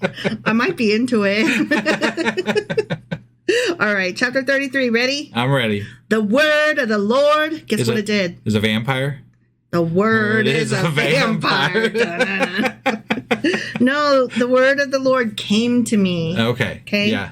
Son of man. You mere human. You fucking worm. Speak to your people and say to them, when I bring the sword against the land and the people of the land choose one of their men and make him their watchman, and he sees the sword coming against the land and blows the trumpet to warn the people, then if anyone hears the trumpet but does not heed the warning and the sword comes and takes their life, their blood will be on their own head. So if they choose to fight, they're allowed to live as long as they run away? Well, he's saying, obey me, or else if you don't, then whatever punishment comes is your own fucking fault. Right, but he's specifically telling them to put a watchman up, and then when they're coming to kill them, he's going to blow the horn, and if they don't run away, their death is on them, apparently. Yeah, something like that. Okay. Yeah. All right. Since they heard the sound of the trumpet, but did not heed the warning, their blood will be on their own head. If they had heeded the warning, they would have saved themselves. That's not how that works. This sounds like a lot of justification for murder. You're trying to justify murdering people, God. Yeah. You need to stop trying to justify murder in any way whatsoever. If you're murdering them, you're just fucking murdering them. Don't be like, I hit you, but you had it coming. That's called... You're either responsible for murdering people or you're not. Yeah. If you're not responsible for it, then you didn't command it. But if you commanded it, then you murdered them. And don't worry about it. You don't need to... It's your own fault. We don't need fucking excuses. Why is it God making excuses? It's man making excuses. I know what it is, but it's bullshit. But yeah, if the watchman sees the sword coming and does not blow the trumpet to warn the people, and the sword comes and takes someone's life, that person's life will be taken because of their sin, but I will hold the watchman accountable for their blood. What? They're all dead. Well, what do you mean, as far as their punishment in the afterlife or whatever? Yeah. So as long as hey, dude, we're gonna put you up on watch, and as long as you don't blow the horn, only you're gonna go to hell, man. Yeah. Just don't blow the fucking horn, okay? And then none of the rest of us have to go to hell. Right. Whee! Well, what happens if whatever? I don't fucking care. This is stupid. Well, he's also saying it's kind of an analogy kind of thing, because he's also saying, false prophets, right? If the people are led by a false prophet, then they're still going to die because they did bad, but it wasn't their fault, so I'm not going to punish them in the afterlife. Because the person didn't tell them the correct message. Right. So that's more what he's getting at. So as long as you didn't receive the right message, well, this is a justification as to why people are okay with other people believing in different gods, right? Especially ones that haven't been able to, quote unquote, hear the message of God, the good news. They didn't get the good news. Right. So this would be a justification for that, I guess. You're still going to die. Right. You just won't burn in hell. God you don't get to go to heaven. Right. Where do you go then? It's probably like purgatory, right? Christians so at don't least believe if you're Catholic, anyway. If you're Catholic, yes, but Protestants don't believe in purgatory. Right. I mean, I don't believe in any of it, so I don't really know what the answer is there. I don't The either. answer is that you end up in the goddamn ground and you're dead. Yeah. And that's that. And that, unless you get cremated, then you're not in the ground. You still probably end up in the ground eventually. I mean, your ashes might get scattered over the ocean. Right. That's not the ground. They'll probably wash up on the shore, though, and then they're, Okay, you're going too far. Son of man. You mere human. You fucking worm. I have made you a watchman for the people of Israel. So he's telling Ezekiel. He's like, you're a fucking watchman now. Yeah, okay. So hear the word I speak and give them warning from me. When I say to the wicked, you wicked person, you will surely die. If you do not speak out to dissuade them from their ways, that wicked person will die for their sin, and I will hold you, Ezekiel, accountable for their blood. This is why people knock on your fucking door. Yeah. This is bullshit. Yeah. But you know They're what? Like, you've been told. I call bullshit here. So he's the trumpeter, right? He's the one announcing shit's going to be coming down the pike or whatever, right? And we're supposed to take the word of this guy who sees 1,000 eyeballs in an angely wheeled crazy thing in the sky, and who was willing to lie on his side for a year and a half to prove point. Like, he's just not quite all there, I would imagine. He doesn't seem like he's got his faculties all together. Yeah. And yet we're supposed to believe him about what God says instead of God just telling us. We're supposed to believe this dude, and if we don't believe him, then it's on us, and we're fucked. Yeah. And if he doesn't tell us, he's fucked. But he's going to tell us because obviously he does tell us. So. But yeah, if you do warn the wicked person to turn from their ways and they do not do so, they will die for their sin, though you yourself will be saved. How many people do you have to tell? And I think we've talked about this before. Like, what if I only told like 99 of the 100 people, right? Am I still fucked because the 100th person didn't read the poster? Right. And like, do I have to go up to their face, or can I send them a letter? Can I fax it? Can I email? Yeah. Like, what is telling them? Like, can I just put up like a bulletin board? Yeah, I would definitely, if I was Ezekiel, I would ask for some clarification. I need clear instructions because I cover my ass. Right. I don't want to get in trouble later. Yep. Yeah. Okay. Son of man. You mere human. You fucking worm. Say to the Israelites, this is what you are saying. Our offenses and sins weigh us down, and we are wasting away because of them. How then can we live? So they're basically like, we suck so much that we're sucking. That's not fair. Say to them, says God, to Ezekiel. Ezekiel is saying that God told him. Sure. As surely as I live, declares the sovereign Lord, I take no pleasure in the death of the wicked, but rather that they turn from their ways and live. Turn from your evil ways. Why will you die, people of fucking Israel? Why will you die? Yeah. What a fucked up statement. Why are you making me hit you? Why are you making me kill you? Stop making me punch you in the gut. Yeah. Stop. That is the words of an abuser. Right. Like, literally, men who say these things to women, and less often women who say these things to men, but it does happen. Yeah. Abusers who say these words get used in court to prove that they are abusive. Right. As part of their But apparently Christians use these words to prove that there's a God. So, this is disgusting, though. Like, literally, this is abuse. Yeah, no, I know. Stop making me hit you. Yeah. Why won't you make me stop hitting you? Right. Like, I mean, we do this to our kids, like when we're joking around and we take their hands because they're weak and we're like, why are you hitting yourself? Why are you hitting yourself? Why are you hitting yourself? And that's funny because you're just teasing them and they laugh because they're like, I can't control my hands and you're making me hit myself. But this is not that. This is not fun. Right. No, not fun. Therefore, son of man. You mere human. You fucking worm.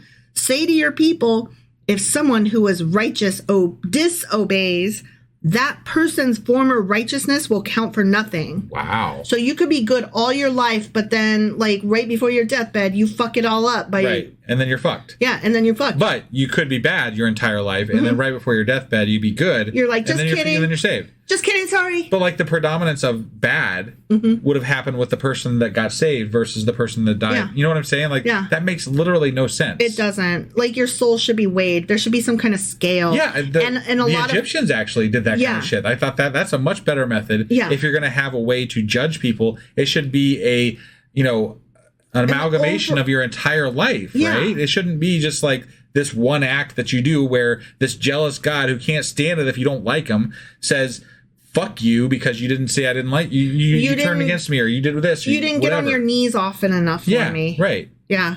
No, I really like the scales because then it's like a case by case basis and, God's infinite. So he got the time and, you kind of get an idea of, but was I basically a good person? And I think that intentions matter. I think that should count for something. I think some of that, like based on our reading in like the Jewish folklore book that we do, some of that philosophy filtered into some Jewish culture. Yeah. But it's not necessary. It didn't translate into Christianity. It's not overt. Right. Or it is. No, it's not overt. Right. And if someone who is wicked repents, that person's former wickedness will not bring condemnation. So that's what you just said. Right. No, it's exactly what I just said. Bullshit. Yep. The righteous person who sins will not be allowed to live, even though they were formerly righteous. Whatever. That's a bullshit deal, and I don't take that deal. No, Thank you. No, right? Pass. Nose goes. I'm out. You're saying you're basically saying that if a person is the worst human being, rapist, fucking just whatever, pedophile, kitten killer, his entire life, and then right before he dies, he says, I bow before you, God, and I rescind all of the bad things, and I worship you, and whatever, then he's good. Right. But the person that was good their entire life gets to the end and masturbates, but doesn't like wash his hands for 14 days or something like that, and then he's fucked and he can't get into heaven. Yeah. I mean, like, there's just the laws that are in place. These things are things that could happen, apparently, like, because this is all God's laws and it's all bullshit. It's nonsensical. Because Jesus hasn't happened yet. We haven't forgotten about the shrimp and the fucking mixed threads and all that crap. I was going to say, let's not even forget if you cut your hair. Right. Or you get a tattoo. Yeah. Or heaven forbid that you drink blood or you fuck your wife while she's on her period. Right. Like, oh, nope, sorry, you're going to hell. Wait, what? Yeah. No, it's crazy. That's crazy. Ridiculous. Ridiculous. It is. If I tell a righteous person that they will surely live, but then they trust in their righteousness and do evil, none of the righteous thing that person has done will be remembered, and they will die for the evil they have done. We get it. You're an asshole, God. Yeah, you're unfair. Yep. You're hard-handed and hard-hearted. Right. You're a son of a bitch, really. Yeah. And if I say to a wicked person, you will surely die, but then they turn away from their sin and do what is just and right, if they give back what they took in pledge for a loan, return what they have stolen, follow the decrees that give life, and do no evil, that person will surely live. They will not die. That's a little better statement. If they turn away. And he's saying that they have to make amends to the things that they have done. So it's not just lip service. They have to actually physically go through motions of repentance. That's a little better. I'm not going to give this. How do you unrape a child? No, I'm not. I'm just saying. No, that's what I'm saying though. I don't know that that's something that you could come back for though, because you can't. How could you make amends for that? Right. Like there is no making amends for that, so you're kind of fucked at that point. It depending on your philosophy on the whole situation, right? Right. So I mean, I could see where that could still be a thing where that person would be in this religion would be punished for that thing because they can't make amends for that thing. Right. That would make some sense to me. Mm-hmm. But the way they were saying it before, this didn't didn't track quite well. Yeah. That helps clarify it a little bit. A little bit. Not totally. Not total. None of the sins that person has committed will be remembered against them. They have done what is just and right. They will surely live. Yet your people say, the way of the Lord is not just. Yeah, that is what I say. Thank you. I do. But it is their way that is not just. Don't call me mean. Don't hate the player. Hate the game. If a righteous person turns from their righteousness and does evil, they will die for it.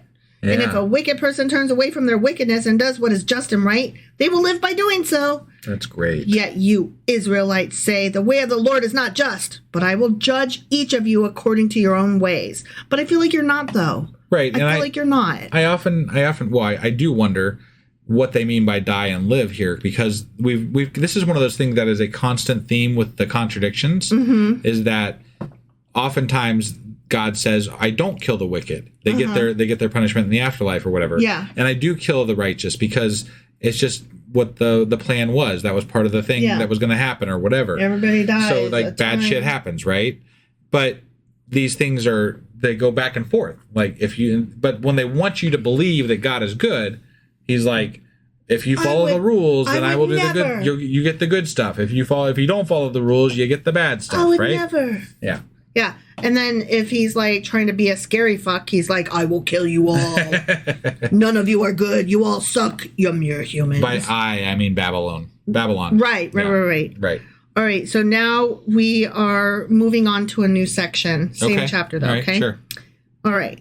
In the 12th year of our exile, in the 10th month, on the 5th day, a man who had escaped from Jerusalem came to me. Okay, hold on. Hold on. Escaped from Jerusalem. Yeah, remember that was like one of those foretold things several chapters ago? Oh, and I was like, that's the thing that's going to happen. Right. Yeah. Okay. So this is that coming to pass, so to speak. Sure. But let me look up this date really quickly here. No problem. Scroll. All right. So this date, it depends. Okay. If we're going with the 12th year as it says, the date corresponds to January 8th, 585 BCE. But that would mean that news of the fall of Jerusalem didn't reach Ezekiel in Babylon until well over a year after the calamity happened. Yeah. And an alternative translation reading in the 11th year instead of the 12th year is preferable, because that means that only about 6 months would have been the interval. So these are like alternative facts, but Bible version? Well, it depends on what translations you read. No, I got it. But it feels like the translation was made to fit the circumstances as opposed to the circumstances fitting the text. Yeah. You know what I mean? Yeah. Like that sounds like they were like, wait, this doesn't work. Yeah, exactly. They're like, somebody can't add. Right. And it was me. Yeah. I mean, I'm just saying. All right. So anyways, whatever year it was, while we were in exile, a man who had escaped from Jerusalem came to me and said, the city has fallen. Now, the evening before the man arrived, the hand of the Lord was on me, Ezekiel. Okay. And guess what? He spoke to him? He opened my mouth. Okay, I don't know how I feel about this. I know. God's already showed Ezekiel his dick. So, I know. You know what I mean? There's more to this than this, but I just wanted to pause there for a minute just to let you imagine. He opened my mouth. Right, okay? Yeah. And before the man came to me in the morning, he opened my mouth. Okay? Okay. So my mouth was opened. Oh, and I was no longer silent. Remember, he like did all of these prophecies and is like, shit is coming down the pike. Jerusalem's going to get fucked. Yeah. And then all the people were like, that's so rude and wrong. Nuh-uh, whatever, dude.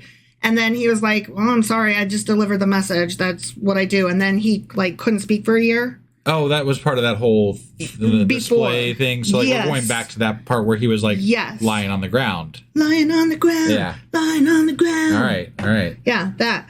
So now his mouth is open because Jerusalem has fallen and the dude came just like he said would happen, right? Got it. So then the word of the Lord came to me and I'm like, God, it feels like you've been talking this whole fucking time, Ezekiel. Right, yeah. Son of man. You mere human. You fucking worm.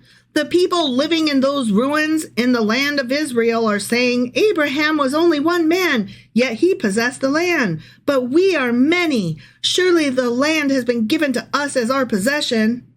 I don't understand what that has to do with anything. There are people who have survived and they're like, this is our land and fuck Babylon and we're going to go there and get it. Right. No, I get it. But I mean, obviously they just, destroyed you. So yeah, but they still want that land. It's still theirs. They're like, God gave that to us. All right. We don't fucking care that we're getting. I mean, I to some degree, I understand that. Yeah. I wouldn't want to be forced out of where I live either. Sure. No, me neither. So. But God does not like this. Okay. Okay. Therefore, say to them, this is what the sovereign Lord says. Since you eat meat with the blood still in it and look to your idols and shed blood, should you then possess the land? So this is a guilt trip for doing the things that were just done at those times. Yeah, the idol worshiping. Because it was we've talked about this. It seems like it was pretty commonplace with regard to their neighbors and just like different cultures that were all kind of intermingling at that point in time. So and I feel like the priests were kind of more of this like higher stature that was like above the rest of the people that didn't really have any. There was no intermingling between those groups of people, right? They were different. They were different sets of kind people. Of like Republican leadership versus people like my parents and just commoners. Yeah, common Republicans that don't. Yeah, it was a. There's no. I'm sure it was a classist system. Yeah. So. Yeah. You rely on your. This is God talking some more still to the guys that are like, but we want our land. Right. You rely on your sword. You do detestable things, and each of you defiles his neighbor's wife. Wow. Every single one of you. Wow. Every single one of you is fucking your neighbor's wife. That is a lot of fucking around. And I'm like, every single one. So did they just like be like, okay, every night, turn clockwise, and that's the house you're fucking with tonight, and then we'll just go every night, do the next house over until you get back to the start. It's like Musical Wives, right? Yeah. And he has a lot of nerve though, but saying that they value their swords more than whatever when he's the one literally using the sword against them. I know. He's like how does that swords work are out? Great. I'll kill you by the sword. Fuck your swords. What? God, pick a lane. Right. Should you then possess the land, you wifey wife fuckers? I'm sure your answer is no, so. Say this to them, says God. Okay, say this. Yeah, ready? I'm ready. This is what the sovereign Lord says. Okay. As surely as I live, those who are left in the ruins will fall by the sword. Those out in the country I will give to the wild animals to be devoured. Ooh. And those in strongholds and caves will die of a plague. Wow. God, so rude. Yeah. I will make the land a desolate waste, because that's the kind of thing I like to do is, ruin it for the animals too. Yeah. Yeah. Do you remember when we were reading Jeremiah, there was a remnant left in Jerusalem. Mm-hmm. And at first, before that one dude that was, I forget what his name was, but he was staying with some other tribe, and he came in and then killed everybody at that dinner. Mm-hmm. You remember what I'm talking about? Kind of, yeah. Yeah. So before that, though, God was okay with there being a remnant left in Jerusalem. And then that happened, and he's like, no, it's all off. Bye. See ya. Yeah. But there wasn't an official end until they just couldn't sit still and, not kill people. So I don't know. Oh, God. But I feel like this wasn't like a definite, like, that was the end. Right. You just, it is what it is. Yahweh's just a dick. I mean, yeah, pretty much. I will make the land a desolate waste, and her proud strength will come to an end, and the mountains of Israel will become so desolate that no one will cross them. Then they will know that he's the Lord. That I am the Lord. Yeah. When I have made the land a desolate waste because of all the detestable things they have done. So let me get this straight. People are going to walk by a desolate land and be like, wow, check that God out. Yeah. That is some piece of shit land. I am so impressed. I don't think that's how that works. I think they'll walk by and be like, surely no God dwells here. Look at this land. Right. There is no God. Yeah. If there was a God here, he would surely have blessed these people and this land. Right. I mean, if I was looking at what that God did to those people, I'd be like, I am good with our God. You? Yeah? You okay? Okay. Yeah. Let's keep our God. Let's keep being white fuckers. That fucker. Look at that shit. That's fucked up. As for you, son of man. Yeah. You mere human. You fucking worm. Your people are talking together about you by the walls and at the doors of the houses, saying to each other, come and hear the message that has come from the Lord. My people come to you as they usually do and sit before you to hear your words, but they do not put them into practice. Their mouths speak of love, but their hearts are greedy for unjust gain. Okay. I like that phrase. Yeah. Their mouths speak of love, but their hearts are greedy for unjust gain. Sure. That describes every single pastor I've ever met, like in the church. It describes a lot of people. Yeah. I mean, I think that there are a lot of people that are not genuine in who they are and what they intend. You know, I think that is a good way to describe human nature. Yeah. At its worst, in its worst sense. You know, like people are kind of two-faced sometimes, and they don't say what they mean. They don't do what they mean. They don't do what they say. They should be autistic like me, and then they wouldn't know the difference, and they would always just say what they mean, and then come to regret it later and be like, well, I've learned since then, but I meant what I said when I said it, even though I don't feel that way anymore. I will say, since I have known you, I feel like I've had to become I don't know if I would say a better person, but a more upfront and honest person. Yeah, you know? And I'm not saying that I was deceitful. You were never deceitful, but like when we first got together and like you would make me a promise and like I literally did not understand if you broke the promise. Like you didn't take it as literally as I did. Right. And like it would break my heart because I would be like, but you promised. And you'd be like, the fuck is wrong with you? Like nobody takes promises like that. And I'm like, right. No, but what? But you did. Yeah. So I had to rethink how I said things, how I thought of things, how how I interact with people in general, because it affects you differently than other people. As to like, there's these general niceties that people do that are just kind of white lies. You know, like they make promises, they say things that they don't necessarily intend or mean, and there's no real harm meant by it. Yeah, but you know what? Let me interrupt you just for a minute to clarify. Like, I don't want anybody out there thinking that I'm accusing you of making like heinous broken promises. No. When I said broken promises, they were stupid shit like, hey, don't stop and smoke on your way home because you're trying to quit or whatever. Right. Right. And then you wouldn't tell me. And then I would ask you and you would be like, yeah, I did. And I would be like, but you promised. And then you didn't tell me after you promised. And you'd be like, what's the deal? Right. And like, that's the kind of thing. And it's not the smoking or the not smoking or whatever. It was literally the words that you said to me in the exactness. Yeah. Yeah. And like your I took you to heart. Requires exactness, and you require black and white clarity. It's black and white thinking, and I have that. Yeah, but not in the way, not because you're dumb or not because you're like not able to understand things. It's just how your brain initially interprets information that is given. It's not just information though; it's also relationships. Sure, like. No, we love each other, so I take you at your word because we love each other. Right. And that was like more responsibility than you realized you were taking on. And you were like, hold on, I didn't know all these words were in there. Right. But I mean, we've had to learn each other. Yeah. So, no, I mean, that's a part of any relationship. Yeah. But, I didn't want anybody out there thinking like that you like did something seriously heinous or whatever. No, it was like dumb shit, stupid promises. Right. Yeah. So is that the end of No. Okay. Sorry. We have a couple more sentences here. Okay.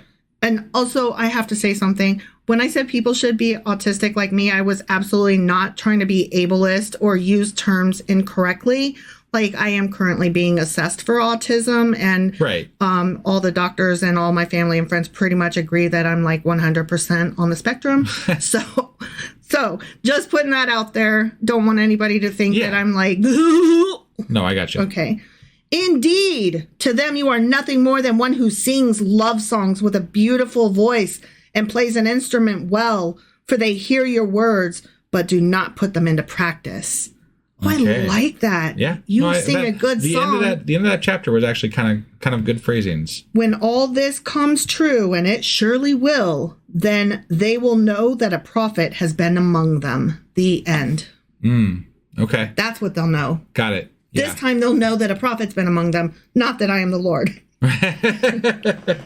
Well, I think the mere fact that they recognize he's a prophet is saying that they then believe that God told him the things that he told him. Right. Right? Yeah. So that's kind of where that was going with that, I guess. Yeah. But, we've already talked about how Ezekiel / God got Egypt wrong. Mm-hmm. And I don't really...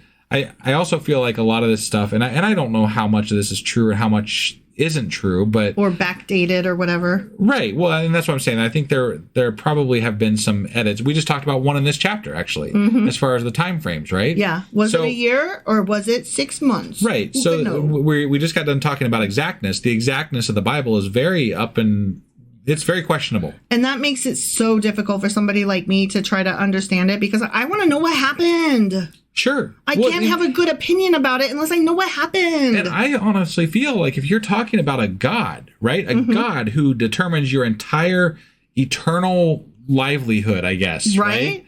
If you're talking about something that important, you should be able to be very exact if you're a prophet. Yeah. You should be able to tell me exactly why I should believe in this fucking God. Right? Like, Convince me. I'm not talking to the God. I'm talking to a human. You're a human, dude. And right now, we're not even talking to humans. We're just reading this book.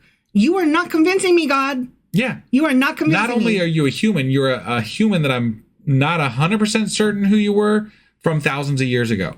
And I don't even know that you wrote all the words that I'm reading because there's a lot of questions about when and authorship. Who and what when everything was written. And you saw eyeballs on wheels. Yeah. I just don't know anything about that, dude. I got lots of questions. Yeah. Lots. Yeah. This book is failing to And then when I don't take your word, you just lay on the ground for a year. I mean, like, what am I supposed to do with that, man? So true. All right, so that was Ezekiel chapter 33. Sure as fuck was. Which means that we will be back tomorrow with... Ezekiel chapter 34. All right, we'll see you then. Bye. Husband. Wife. Do you remember what happened yesterday and where the hell we are today? Well, yesterday we read Ezekiel chapter 33. Sure as fuck did. And in that chapter, God was saying how... if you have been a good person your entire life and good with God and the whole 9 yards, you might be fucked still. Yeah, if you're like bad at the last minute. Yeah, you still won't get into heaven or whatever the fuck it is that you're going to get into back in the Old Testament. I don't know. Yeah. And then if you're bad your whole life, as long as you redeem yourself at the end, you're good to go. No, it's not just lip service, though. No, you have to do actual actions. That's based on what we read, yes. But it just, the whole concept seems kind of bullshitty. I have to agree with you. And we talked about a little bit how we liked the weighing of one's life, like the Egyptians did. Yeah. As that was a little bit, the weighing of the soul. It's kind of, I feel like that's a little bit more realistic and fair.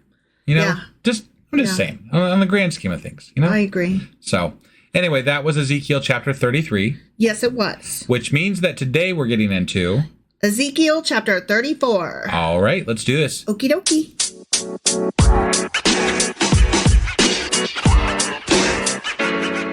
All right, we are jumping into Ezekiel chapter 34. As I like to say, Ezekiel, to make sure everybody knows what we're reading. Because you're a buzzkill. And no notes. Here we go. Ready? I'm ready. Okay. The word of the Lord came to me. Did it now? It sure as fuck did. Ezekiel came to Ezekiel. Me, Ezekiel, yeah. Son of man. You mere human. You fucking worm. Prophecy against the shepherds of Israel. Prophecy and say to them, this is what the sovereign Lord says. Okay. Woe to you shepherds of Israel who only take care of yourselves. Would not shepherds take care of the flock?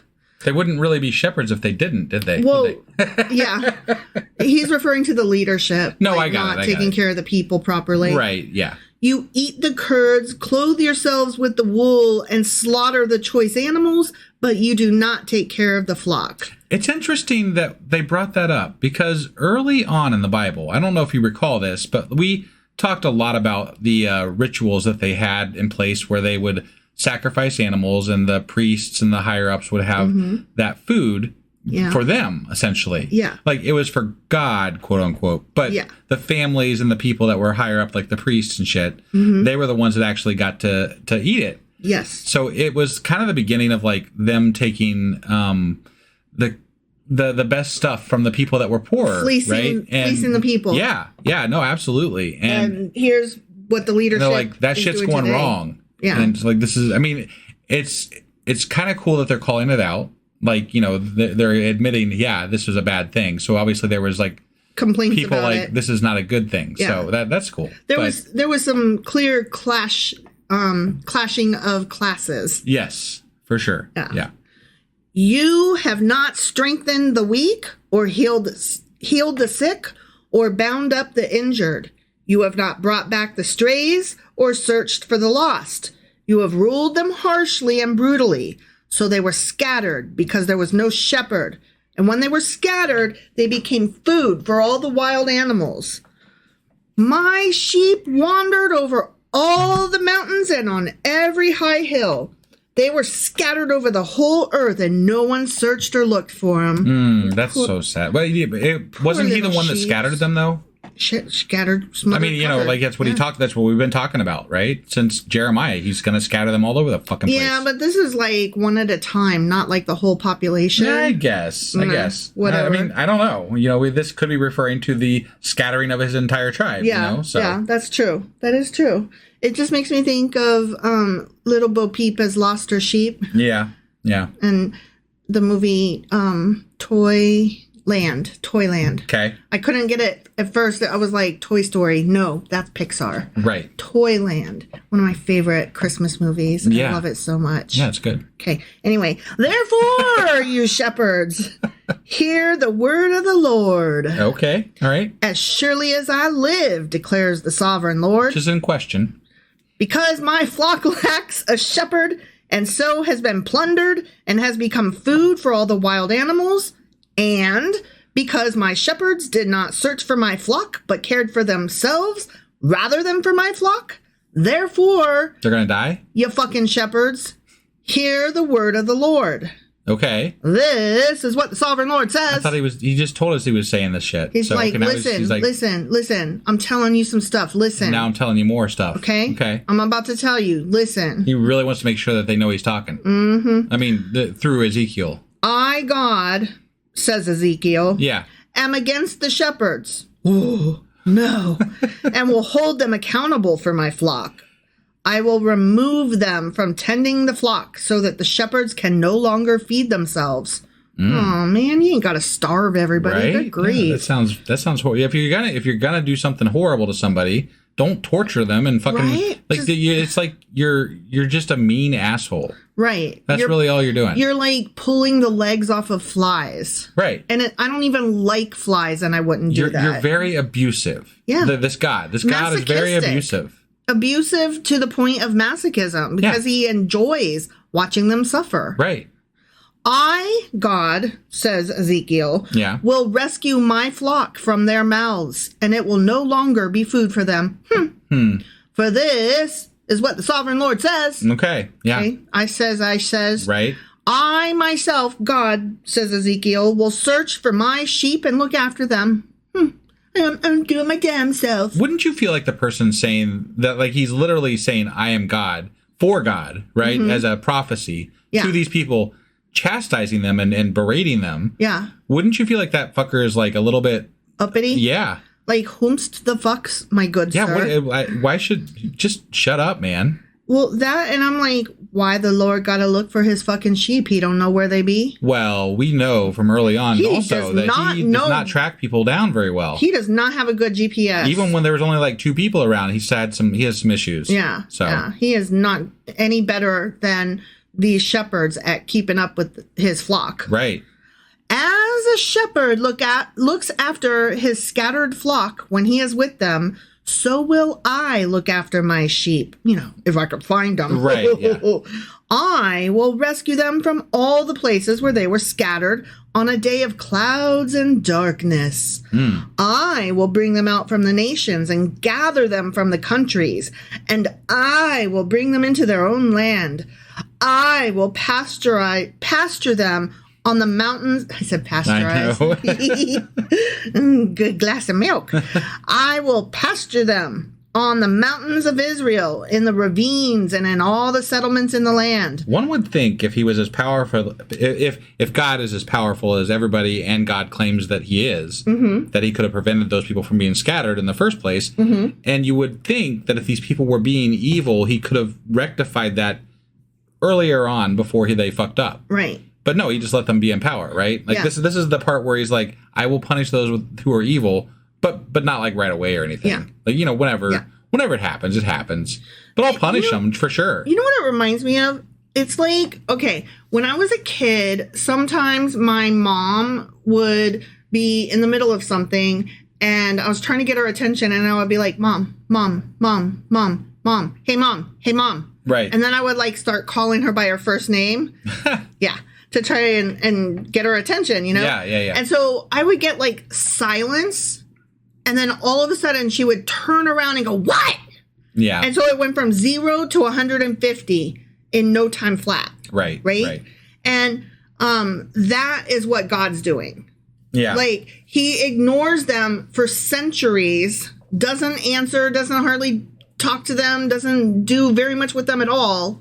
And then all of a sudden he turns around and just snaps at them and he's like, you're dead and you're dead and you're dead and fuck all of you too. But again, we're taking the word of a prophet who is just saying that the things that are happening in the world are caused by a God. Right? This actually has nothing to do with a God. No, I know that. I know that. No, I'm just saying, like, it's crazy people, essentially. Yes, like, I agree. I was speaking as if in canon. You know what I mean? Yeah. In canon, this God that is being described here is a lot like my mom used to be when I was a kid. No, I got you. This character, I guess. Yeah. Like literary analysis, Yeah. This character is flawed deeply. Right. Such a bad God. Yeah. But yeah, coming outside of the good book. Yeah. Yeah, of course there's no God. Right. No, I know you know that. I just was trying to say that, like, I'm trying to put it in perspective, because it's one thing to say that this God can't track people down and they can't, punish the right people and all that, but that's not really what's happening anyway. Right. There's just politics going on and war going on, and these prophets are commenting on it from their perspective. Right. And their perspective is that they want people to probably come to their church or whatever the fuck it is back then. You know, like their grouping, or they want people to listen to them. And so if they can be correct in their quote unquote prophecies, they're going to gain followers, which gains them influence. Right. So, and then it is a snake eating its own tail. Right. I will tend them in a good pasture, and the mountain heights of Israel will be their grazing land. There they will lie down in good grazing land, and there they will feed in a rich pasture on the mountains of Israel. That sounds so nice. Yeah. I myself will tend my sheep and have them lie down, declares the sovereign Lord. I will search for the lost and bring back the strays. I will bind up the injured and strengthen the weak, but the sleek and the strong I will destroy. Because fuck you. All right. Yeah. I will shepherd the flock with justice. But you let them lose your sheep first and scatter them all over the fucking place. I gotta go find them guys, and then I'll take good care of them. You didn't pay attention while they were doing it. You waited till they did it. Right. And then you got mad. Yeah. Okay. Yeah. All right. That is correct. Yeah. Yep. As for you, my flock, this is what Sovereign Lord says. Okay. I, God, says Ezekiel, right, yeah, will judge between one sheep and another, and between rams and goats. So he's saying he's going to take it on a case-by-case basis, but that's not what it sounded like to me. He's like doing whole swaths. I mean, I don't know. I'm not really sure where he's going with this exactly yet. Well, he says he's going to judge between one sheep and another. But what is he going to judge them for? Like we haven't finished the thought, so I'm just curious. Okay. Is it not enough for you to feed on the good pasture? Must you also trample the rest of your pasture with your feet? Is it not enough for you to drink clear water? Must you also muddy the rest with your feet? Must my flock feed on what you have trampled and drink what you have muddied with your feet?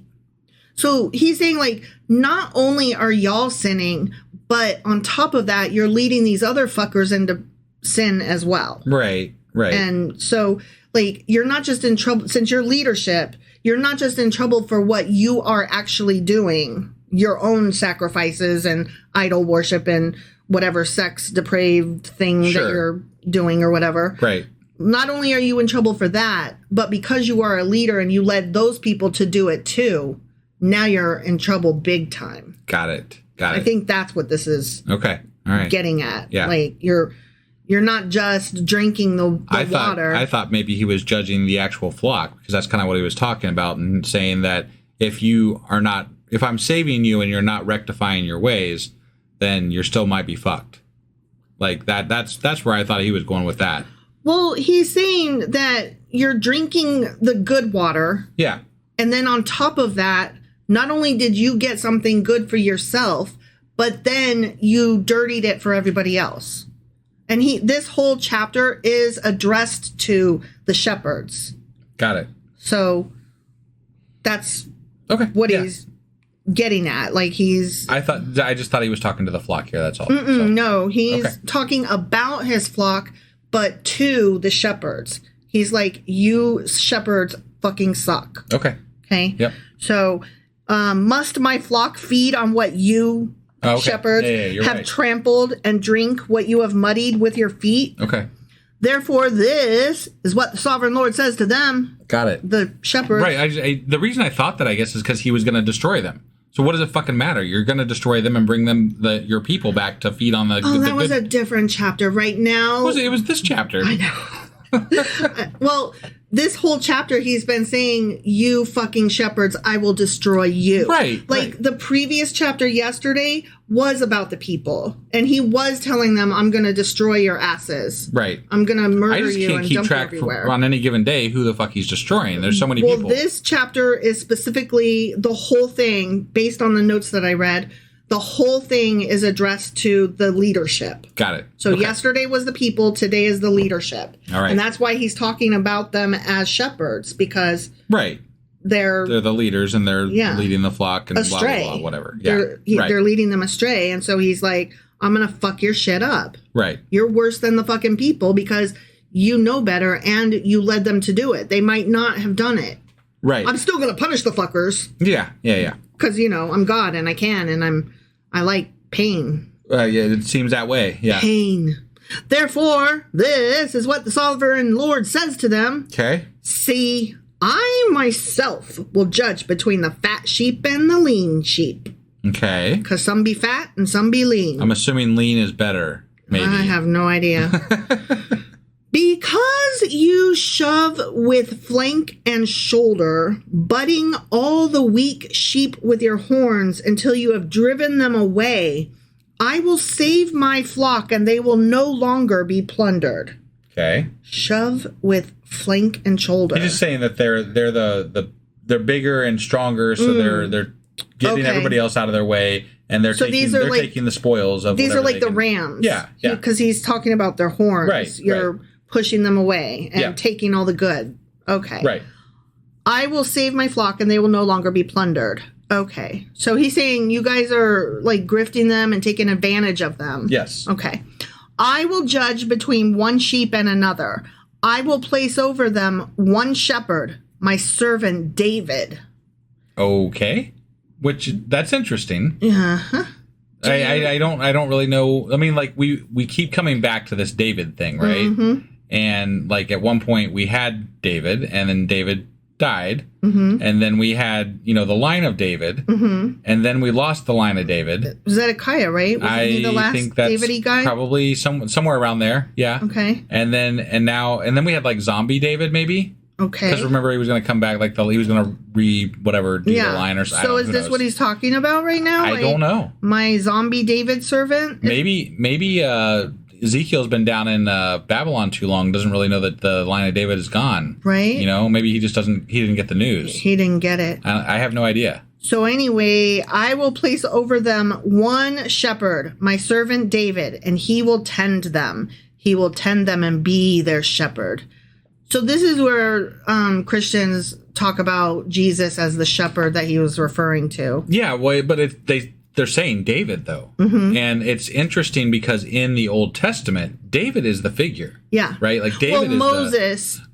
And then but later David. On, once we get past the Torah, we're talking more about the David line, right? Sure. And the whole David is everything. When we get he's past the that. guy. And it's very interesting because, like you said, and I don't know this yet specifically, but like a lot of the David stuff is interpreted as Jesus. Yeah. And it's just not that. That's not what it is. Or pre-Jesus. Or Jesus is re-David. Right. Well, I mean, the reason that people say that that's the case is because the New Testament had to co-opt things from the Old Testament and make them their own, right? And so it did, but it fails to actually pull in, like they're not great writers. No. So they're not, like they should have gone back and edited the Old Testament if they were going to do this. Yeah. But no, they left the David shit in. Yeah. And they're just claiming that that's, you know, the David line is going to be Jesus, which I guess we can fantasize that is something that might be possible, I guess. But it seems really, really, really far-fetched to me. I feel like they're really, really trying to stretch it. Right. And the fact that we don't even we're just saying David. We're not saying the line of David, which maybe it's implied, right? Sure. But the fact that he says David just shows how much influence this character had in the Old Testament. It's really weird to me. Yeah. I mean, not weird that he had influence. Weird that Ezekiel's like, yeah, hey, God told me that David's going to come take care of the flock. Don't worry about it. Right. I'm sorry, what? Yeah. David, like that David? Or like David down the street? Like my friend David? Right. Like, well, and I think it's really funny how I learned what I did know before coming into this podcast about the Bible. The Bible to me was just a bunch of like not really coherent stories about various things that happened in those times, right? Okay. Those times being biblical times, any time during, like I didn't know the difference, right? Right. Jesus, David, they could have all happened in the same fucking decade for all I knew. Same. You know? Same. It didn't make any difference to me when it all happened. Right. But they were just a bunch of like kind of bedtime stories that you would hear. Yeah. And I don't mean that they were bedtime stories. I'm sure there's a book out there that is exactly that. But they were just, you know, like Noah's Ark and that kind of thing. Very childlike, just fairy tale stories is how it kind of got dispersed to me, right? Through just social interaction with other people and everything else, right? Overhearing, yeah. So I don't know where I was going with that, except for that it's I don't feel like that there is a coherent message between this line of David and Jesus, and I feel like there's a lot of pieces missing. Like huge fucking pieces missing. I feel like there's huge pieces missing between the Torah stuff and the King stuff. The King's Chronicles, all that crap. Yeah. Like it stops being like story time and passing on the name. Right. And begatting. Yeah. And then it starts being like, okay, but now we're talking about the history of David. Ready, go. And I was like, wait, what? Yeah.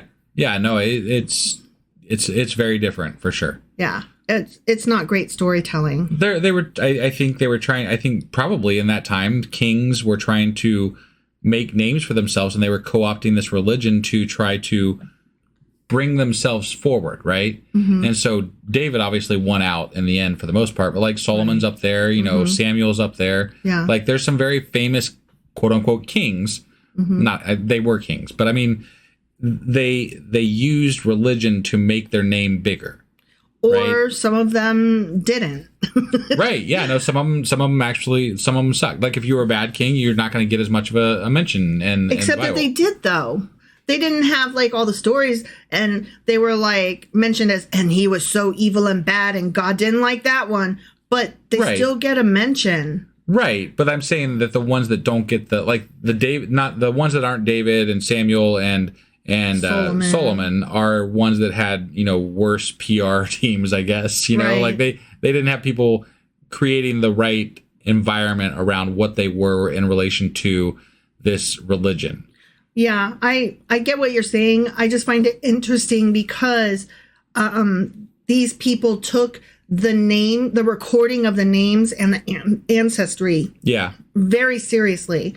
So to me, it would have made more sense if they would have left the bad kings out. Like, ooh, burn. Like, the king who shall not be named during this reign, he was evil, so we don't talk about him. Right, but I think the failing probably was that they were not exactly storytellers so much as chronologists. Right. They were chronicling. They were chronicling what was happening in history, and that's essentially what the Old Testament is. Once we get past the Torah, right? Yeah. We're just documenting what is happening with regard to their lives. And it's told from a biblical standpoint, a religious standpoint, but it is definitely very much a history of these kings and the happenings that are going on with regard to them getting conquered and everything else. Right. And it's just once we get past the initial part of the Bible that we started in, it just becomes a history of Israel, essentially. Yeah. Just, I don't know. It like you said, it's not what I expected. Right. It's not what I thought it was. Yeah. And sometimes it's boring and sometimes it's weird. But let me continue. Yes, please, please. I, the Lord, according to Ezekiel, will be their God, and my servant David will be prince among them. So that wasn't just a one-off. Yeah. He's saying it again. Yeah. I, the Lord, have spoken. Okay. Again, not the line of David, but David. David, my servant David. Right. My dude David. I'm interested in digging into this. The way it's phrased. Yeah, me too. Like, I'm sorry. What did you mean by that, sir? Right. Yeah. I need a TARDIS so I can go back and ask him Wouldn't that be amazing? You could go back in time and ask these people, what the fuck are you talking about? Yeah, when you say David, did you actually mean the David? Right.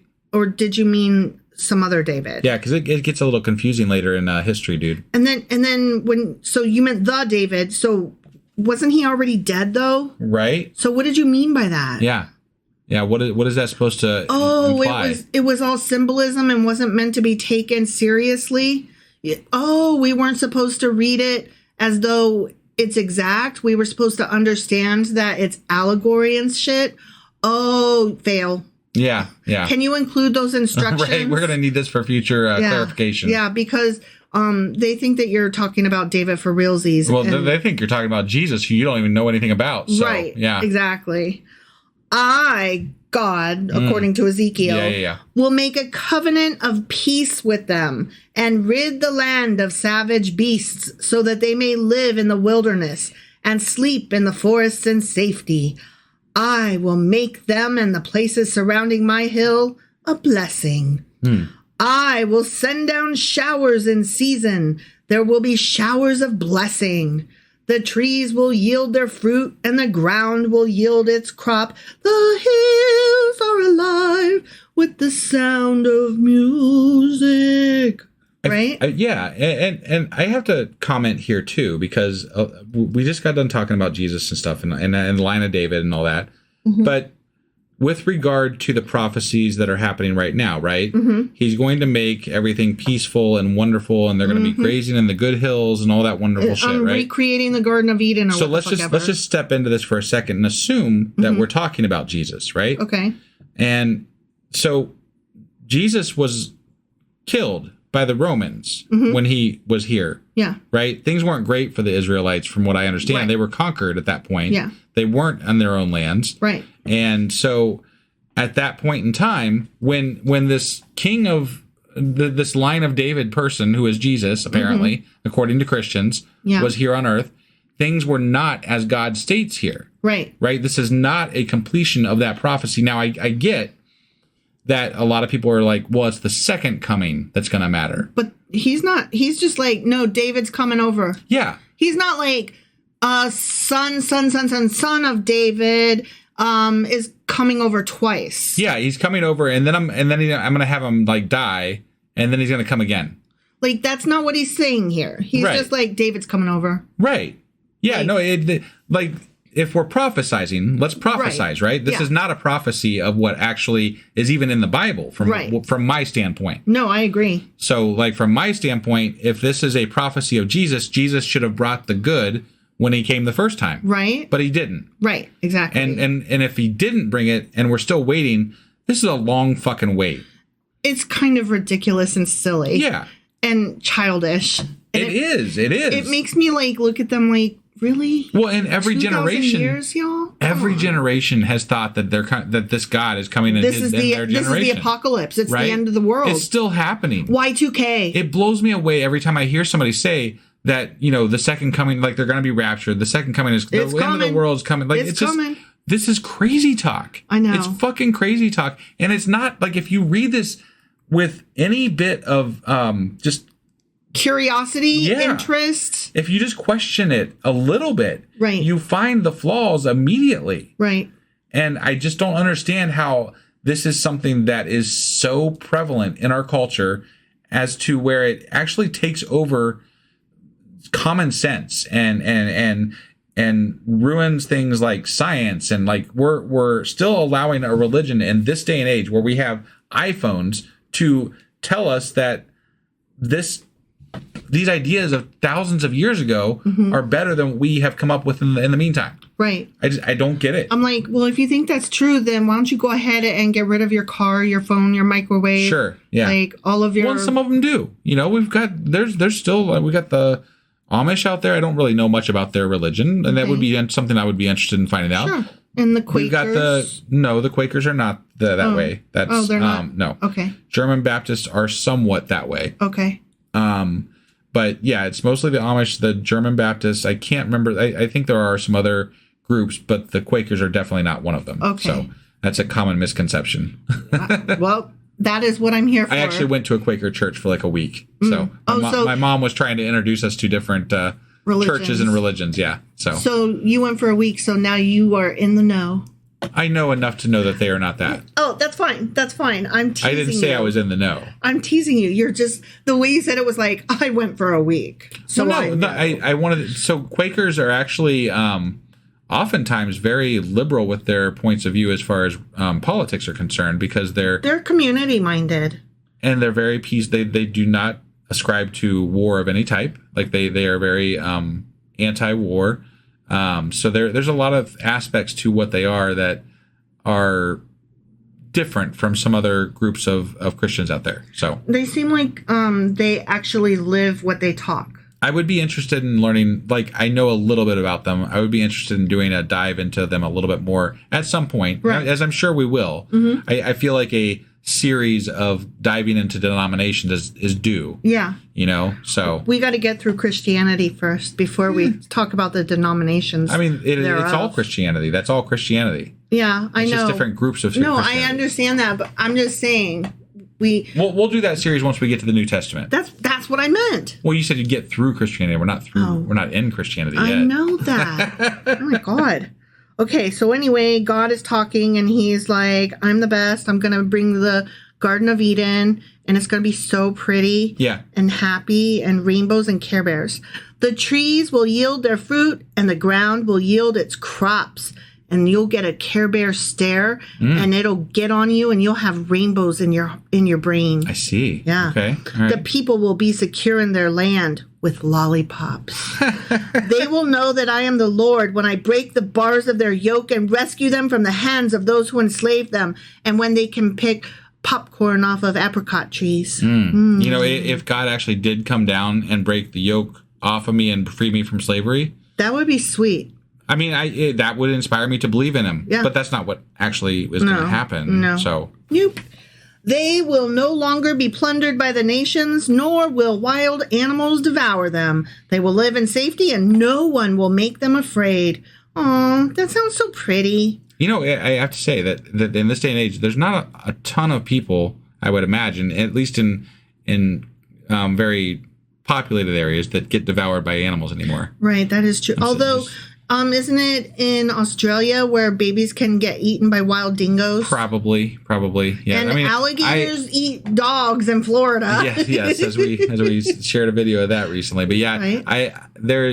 I want to go to Australia, but then again, like every time I think about going to Australia, the other thing that comes to mind is like there's the animals, the worst things that are down critters. There. Why would anybody go there? There's like a million things that can kill you. I want to go to New Zealand. Yeah. I think it's pretty there. Yeah, that was where Lord of the Rings was shot. I know, and they made Stephen Colbert like an honorary member, like they gave him a key to the city because he loves the Shire so much. Yeah. Because he's in love with the Lord of the Rings. Oh, yeah. Big time. So I think that's cute. Yep. Amanda Palmer went and lived there during COVID. Really? She was kind of trapped a little bit. Yeah. Yeah. I didn't know that. Yeah. But I always wanted to go see New Zealand. I think it would be lovely. Gotcha. Yeah. God, says Ezekiel, right, will provide for them a land renowned for its crops, and they will no longer be victims of famine in the land or bear the scorn of their nations. Then they will know that I, the Lord their God, am with them. It's so hypocritical. He is literally the one that caused those things. Yeah. Like he claimed that he caused those things, and now he's like, and now that I'm fixing them for you, you're gonna know my name is the Lord because I caused it and because I fixed it. Yeah. Right? Like fear the Lord and really, also thank me. Like it doesn't really matter what is going on. Whatever it is, I did it, and you're gonna know that I'm the Lord. Yeah. That's pretty much how this book goes. Yeah. Pretty much. Yeah. I am with them, and they, the Israelites, are my people, declares the sovereign Lord. So we've heard. Are they? You don't even know where half of them are. Right. And you're planning to kill like another 3/4 of them. Yeah. Yeah. You are my sheep, the sheep of my pasture, and I am your God, declares the sovereign Lord. The sovereign Lord, yeah. The end. Oh, okay. All right. Yeah, I don't have much to add. That was just like, God is a dick. That I don't. God is a dick. We talked about a lot of stuff. I kind of lost track of what we were. I mean, it was just he was just yelling at the shepherds, right? At the shepherds. Yeah. Sorry, saying you were bad leaders. Right. I kind of caught up in all the Jesus stuff. So right. I got lost in that for a bit. So it's interesting. The closer we get to the end of the Old Testament, the more it creeps in. But it's not that it creeps in so much as that we feel what was stolen from it. Yeah. Well, and we had talked earlier on when we were doing this podcast that we didn't want to bring Jesus into it before we got to Jesus, right? Right. But I feel as we're going through these later chapters, these later books, you know, that it's kind of important that we mention it occasionally. Like, that feels Jesus-y. Or like, oh, that's where Christians get that from. Well, yeah, because it's very pertinent to what is probably going to be coming, right? Like, it feels like this is going to be something that, like, we know enough about the New Testament to know that this sounds like something that they're going to claim later on. Yeah. And so it seems important now to call out the bullshit where we see it. I mean, at some level, you know, like I want to acknowledge that we are still in the Old Testament and that technically no one in this fucking book thus far knows anything about Jesus, including the God of the Old Testament. Knows nothing about Jesus. He's talking about David. Totally. He is up David's butt. Yeah. And I know what the apologists are going to say. The apologists are going to say that David, as it's stated here, even though they're just saying the word David, is the line of David, and Jesus is the part of that. He's the line of David is what it is. Except that he's kind of not, though. I know. We can't like actually say that because that would ruin their religion. So we can't ruin their religion, can we? Fucking DNA. What you gonna do, science? I guess we are kind of doing that. We are. So I'm okay with that. Yeah. If your faith is strong enough, then I'm not ruining anything. You know? I guess I honestly don't know. Like, if you took the challenge, if you took the challenge to listen to us from episode 1 to now, and you listen to all the stuff that we have talked about, I honestly can't understand how you would still believe in God. Yeah. I really don't. I don't either. I've been here through this whole podcast, and I know that we started with an atheist slant, and we still have an atheist slant. Mm-hmm. But like the things that we are reading, I just can't fathom how somebody can accept them at face value. Right. It makes no sense. And the only other people that are telling you this differently is your pastor, who is cherry picking shit so that you don't have to think. You know, like, here is how this matches up with that, and this is why this is that. Which, okay, great. I can make anything fit if you want me to work hard enough at it. Right. We can correlate any two things and make them match up somehow. Yeah. I promise. I promise I can make that happen. You can. Generally. I'm sure somebody will come up with an example I can't, but sure. You know. You goober. Anyway, that was Ezekiel chapter 34. Sure as fuck was. Which means that we'll be back tomorrow with Ezekiel chapter 35. All right. We'll see you guys then. Bye. Husband. Wife.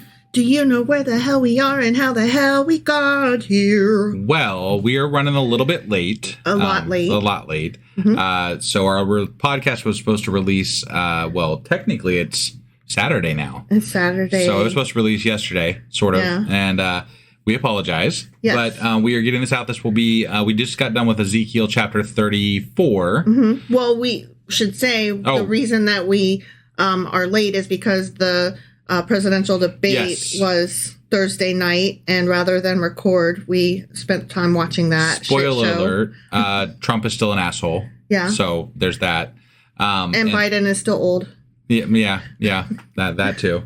And anyway, so last time we read Ezekiel chapter 34. Sure as fuck did. And in that chapter, God is telling his shepherds to kind of fuck off. Sure. He's like, dudes, you suck, and you're telling the wrong message to these people, and I'm taking over, and y'all are fucked. I'm going to starve you and then probably kill you. And let the animals eat you, and I'm holding you responsible for all that these fuckers did wrong because you led them to it. Right. And you know, there's punishment, and then there's punishment. Mm-hmm. And this is like the torture before the death type thing, which God seems to like to do. The gleeful masochism. It seems a bit much. Yeah. You know, I don't approve of his ways of managing his people. I'm wife, and I don't approve this message. No. Yeah, it's not good. So anyway, that was the gist of Ezekiel chapter 34. Yes. Which means that today we're getting into Ezekiel chapter 35. All right. And before we get into this, I do have one little side note that I want to mention because I can't let this pass without saying something about it. Okay. And that is that the asshole known as Ryan, what the hell is his name? Ryan Seacrest? No, he's a superintendent down in Oklahoma in Oklahoma City schools or whatever, or Oklahoma schools. Fuck that dude. Yeah.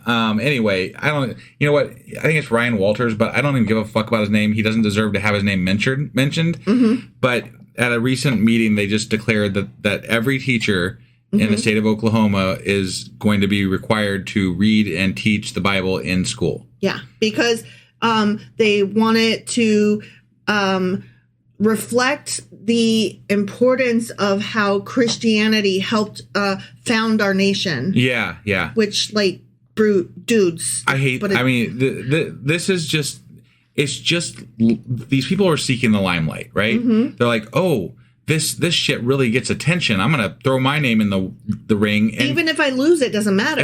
Even if I lose, it doesn't matter because they're like, the Christians will love this. You know, the right-wing Christians, the crazed Christians, the MAGA Christians that are all for making our fucking country a theocracy. Yeah. You know, they feed on this and they're like, ooh, what can I do to up the ante here? Right. And it just pisses me off. And this is going to go nowhere. It's not even a fucking law. It does go somewhere because it normalizes you're right. this situation so that by the 10th time it happens, we no longer give a shit because we're like, numb. Been there, done that. Yeah. And then one squeaks through and we're like, wait, what? Yeah. That's how this happens. No, I'm well aware of what is happening and why it's happening.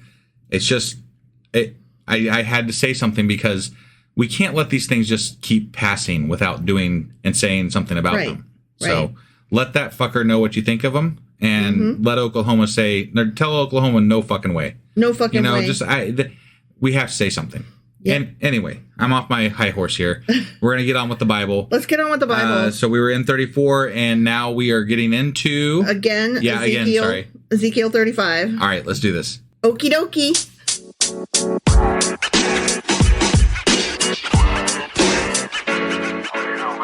All right, we are hopping into Ezekiel chapter 35, or as I like to call it, Ezekiel. You took over my changing it to Ezekiel. Sure as fuck did. Yeah. Yep. What the hell's up with that? Because I didn't appreciate it, so I took it away from you.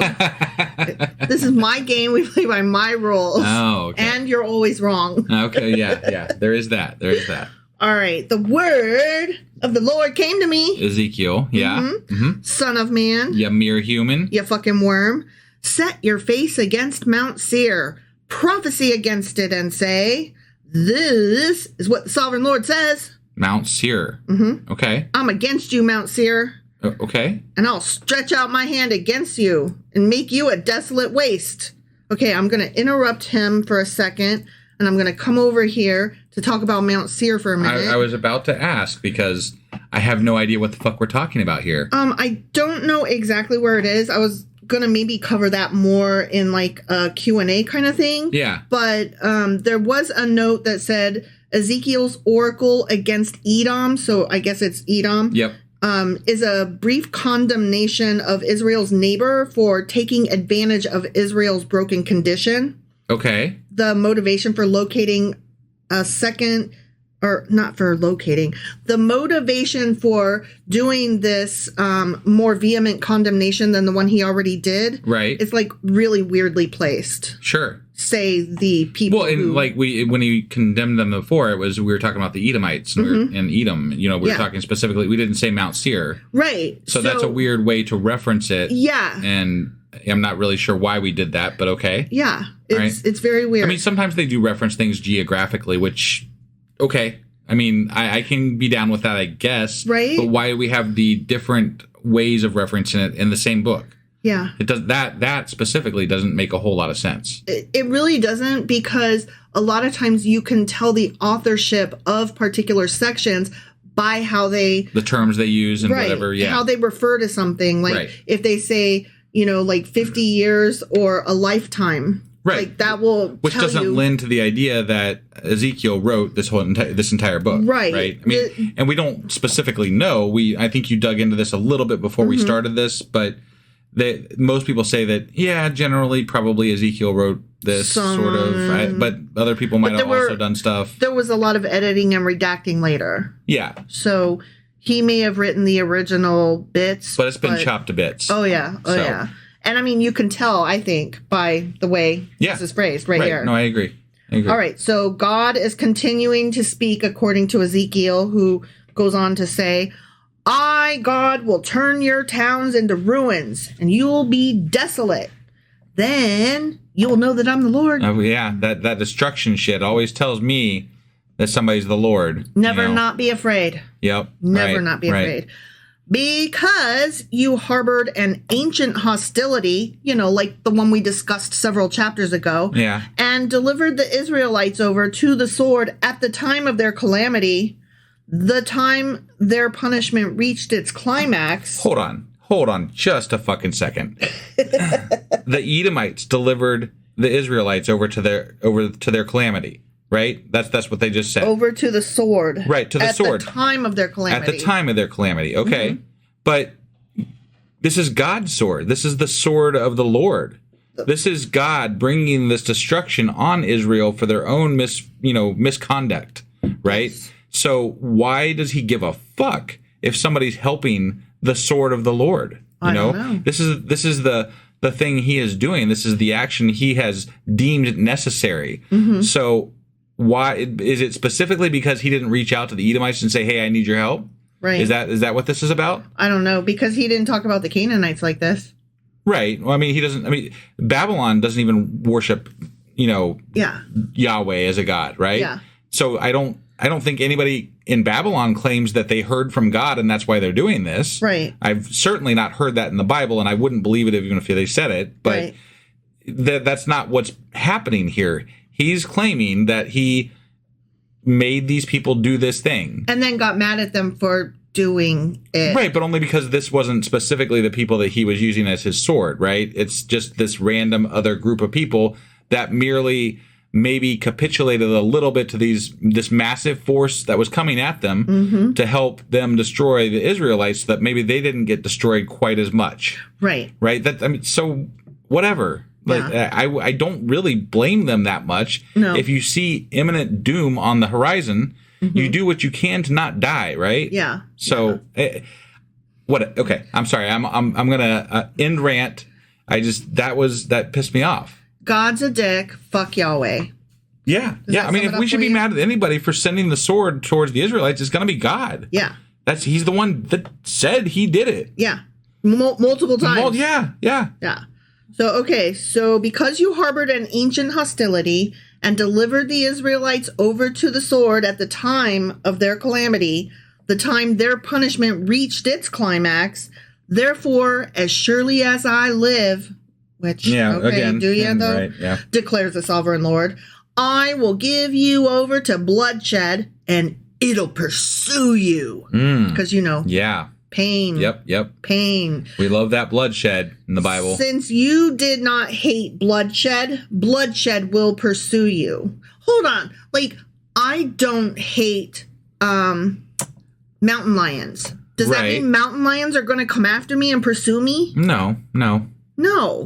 Yeah, that's just a poorly phrased sentence. I don't care for it. Because this equals that. Yeah. No, that's not correct, sir. Right. You did that wrong. Well, and who exactly is it that doesn't hate, that likes bloodshed or whatever in Edom, right? Well, or Seir or whatever. He may be also referring to some of their idolatry and whatever. But I'm saying what an apologist might say, like, sure. okay. You probably are saying that they, did child sacrifices or whatever. But I just like to point out that we're taught generally in society not to speak in generalizations, not to speak in, like putting everybody in the same basket, right? Mm-hmm. You can't speak to an entire culture and expect it to hold true for everybody, right? So he's saying we're going to destroy you guys, but who exactly is it their leadership? Is it everybody on the ground? Everybody there was for this? Like, who is it exactly that we're destroying? And why are we destroying? I think these things matter. Right. Right. If we're going to destroy people and we're going to fucking kill them because you're God and you're fucking petty, what is your reason? I need to know your reason, and I need to know. Is this a genocide, or like, are you going to have a remnant over there, or are you calling out like 5 people, or like what's going on? The whole town. Yeah.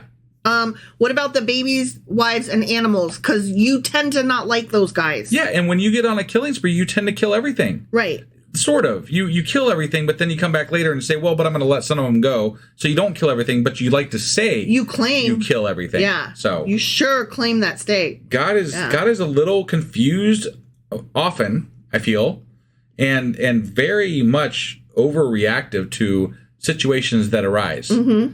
And that's my assessment here. Sorry, I interrupted and then I just went off. So I apologize. You are in a mood, sir. I mean, yeah. Well, God brings it out the best of you. God, according to Ezekiel, will make Mount Seir a desolate waste and cut off from it all who come and go. Okay. I will fill your mountains with the slain. Those killed by the sword will fall on your hills. Is that like in your valleys and all your ravines? So is the mountain kind of like a Twinkie filled with bodies? Yes. Okay. Sorry, I just that was the imagery that was going through my head. I had to say it, so that's a big Twinkie. That's it, Ghostbusters, Yeah. Tell them about the Twinkie. Right. Of course, and then there's Zombie Land where I love the snowballs in there. Yeah, it's great. Yeah. God, according to Ezekiel, will make you fucking desolate forever. Forever. Forever. Forever, ever? Forever, ever. Your towns will not be inhabited. Okay. Then you'll know that he is a dick. That I'm the Lord. How are you going to know it if you're dead? I was wrong. I didn't get that one right, apparently. I don't understand. I think I might be right, though. You're righter than this book. Right. Because how are they going to know that you're the Lord if they are not alive to know the thing? Right. I've questioned that multiple times. Like, I don't get it. It deserves repeating every time. Yeah. All right. Because you have said, these two nations and countries will be ours, and we will take possession of them, even though the Lord was there. Therefore, as surely as I live, declares the sovereign Lord, I will treat you in accordance with the anger and jealousy you showed in your hatred of them, and I'll make myself known among them when I judge you. Okay. Then you will know that I, the Lord, have heard all the contemptible things you said against the mountains of Israel. Okay, hold on. I got a note here. Okay. So where it said, because you said, Edom, that these two nations and countries will be ours and we're going to take possession of them. Assuming they're talking about Israel and Judah. Yeah. So that's what this suggests, that the Edomites plan to take possession of Israel and Judah following the Israelites exiled to Babylon. Well, sure. I mean, if the land's empty, why wouldn't you know, move in, right? Especially because these guys were like, what, frenemy, cousin kind of things? Yeah. So, and besides, apparently, like, according to this chapter, they probably made some sort of a deal with the Babylonians, right? Right. So they're friendlier towards the Babylonians. Sure. The Israelites in Judah were rebelling against the Babylonians. Right. Or the whatever they were. The who was the other tribe that was? Shit, I can't remember now. Those astronomer guys. Yeah, the astronomer guys. I can't remember the name. Starts with a C. Yeah. It's like right on the tip of my tongue, but I can't come up with it. We'll never see that word again. No, I know, right? But so they made a pact, and then why wouldn't you move in, right? I don't understand the problem here. They avoided getting slaughtered by Babylon. Right. And they're reaping the benefits. That's all. This is like two best friends, right? And they're fighting over a boy, right? And then one of them is like, okay, you can date him. And then is like, just kidding, never date him. And then, but then goes ahead and dates him herself. Yeah. And then, so the other one is like, oh, I guess he wants her, right? And even though he was going to be with me because she said, but then she, took it back. And so they're together now. And so she goes and dates the other girl's brother. And then the girl is like, how dare, never, I'll kill you forever, and blood on mountains and stuff. Like, right, that's what this feels like, though, right? Like, yeah. Three-way fucking high school drama. Oh, yeah. No, if there's anything that is true, it's that God is very petty. Yeah. And I don't begrudge the Edomites for seeing the wind that's blowing, right, and making a decision to try to not die, right? The Israelites, the Judah, they died in mass and also got exiled from their land. Mm-hmm. And God claims that he was the one that did this, but apparently Edom decided that it was better to talk to Babylon, so less of them died. Right. It sounds like they made a good deal there, right, to me. Yeah, but who am I to judge, I guess their God was better, huh? I don't know. Well, I mean, God says he's going to destroy the Edomites, so whatever. I don't know if that's actually true or not. Yeah, but, I don't either. That's a Q&A type of thing. I have no idea. I kind of feel like all the people that lived out in that area are just like one kind of sort of the same people. Right. With probably even worshipped similarly at a individual level. Right. They might have had different types of priests in those areas, but like they all kind of had... The altar in each town was painted a different color or whatever. Sure. Yeah. And so I don't feel like they really... They felt like that was probably... They were entitled to that area just as much as the Israelites, maybe. Yeah. So I don't know. Whatever. The whole thing is stupid. Yeah. You said, continued God, according to Ezekiel, okay, they have been laid waste and have been given over to us to devour. You boasted against me and spoke against me without restraint, and I heard it. That's what he's really mad about. Well, right, because he doesn't like it when that happens. Yeah. And you talking shit over there. I'm going to kill you hard. Yep. This is what the sovereign Lord says. Okay. While the whole earth rejoices, I'll make you desolate. Well, the whole earth rejoices, huh? Just that one section of earth, but yes, the whole earth. You ever been privy to the whole earth rejoicing? No, because I'm aware that it's a globe, not a flat disc. right. Yeah. Yeah. So no. Turtles all the way down. I'm just imagining the American Native Indians. Native Americans. Sorry, my bad. Were just all of a sudden broke out in joy and jubilation because the Edomite reasons. side. Yeah, yay! Entirely different continent, have no idea what's happening, but just joy fell upon them. Yeah.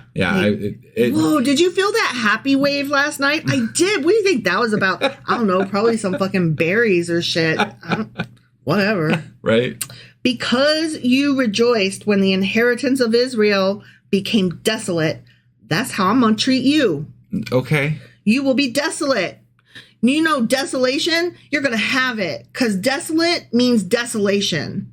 And I'm going to give you desolation for how desolate you were desolating them. Yeah. I feel like somebody, the New Testament must have come about because somebody was reading through this Old Testament and being like, Jesus Christ. Yeah. This fucker is like an asshole. Yeah. We need to change the messaging here. Yeah. We can't they probably even said Jesus Christ. They're like, hey, we should use that. Right? and then they were like, you know what? We can't even use the same God. We've got to paint a whole new picture. Oh, yeah. So they were like, yeah, we got to humanize them a little bit.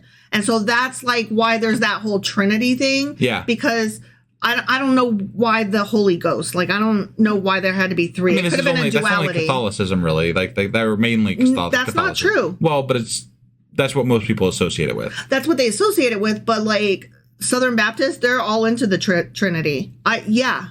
My parents are Southern Baptist, and they will tell you about the Holy Trinity. Really? It's not just Catholics. Catholics. Never heard that before. No. Huh. Okay. They all are about it. Interesting. Yeah.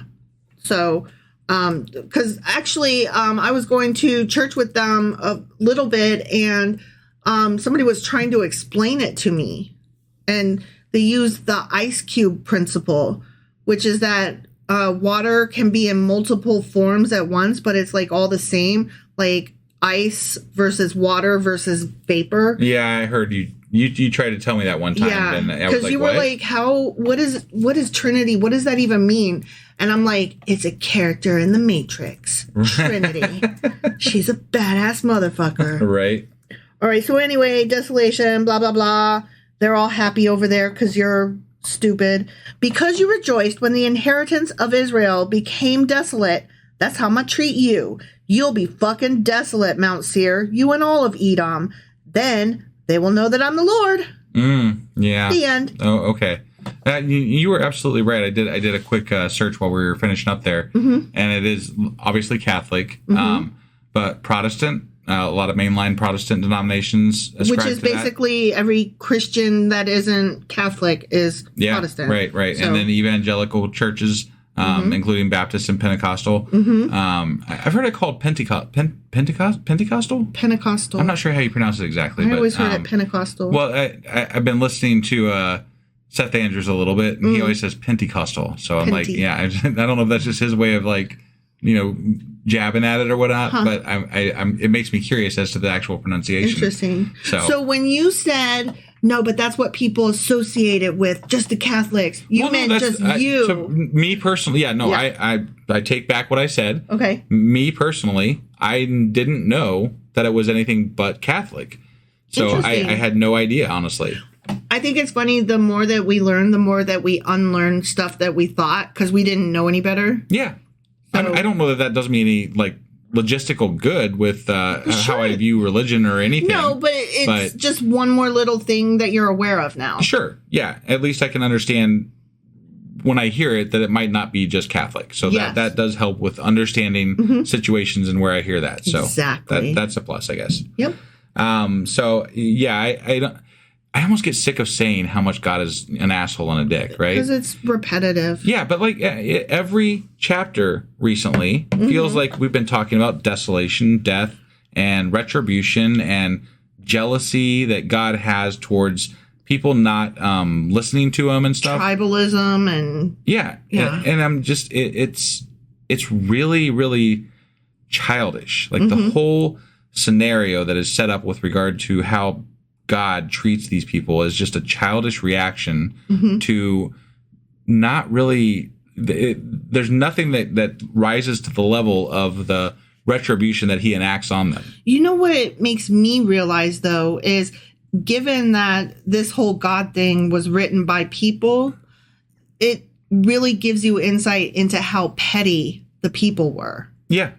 No, they were like, I'm going to kill you back so hard. It would be really interesting to read the Bible from the perspective of a historical document as to how people reacted to things back then, and leaving the God aspect out of it. I think that would actually make for an interesting. It would. So the people back then in this area of the world were super petty. They fought over land. They were very tribal. They were very, and they fought. And retribution was a big deal, and protecting their family name.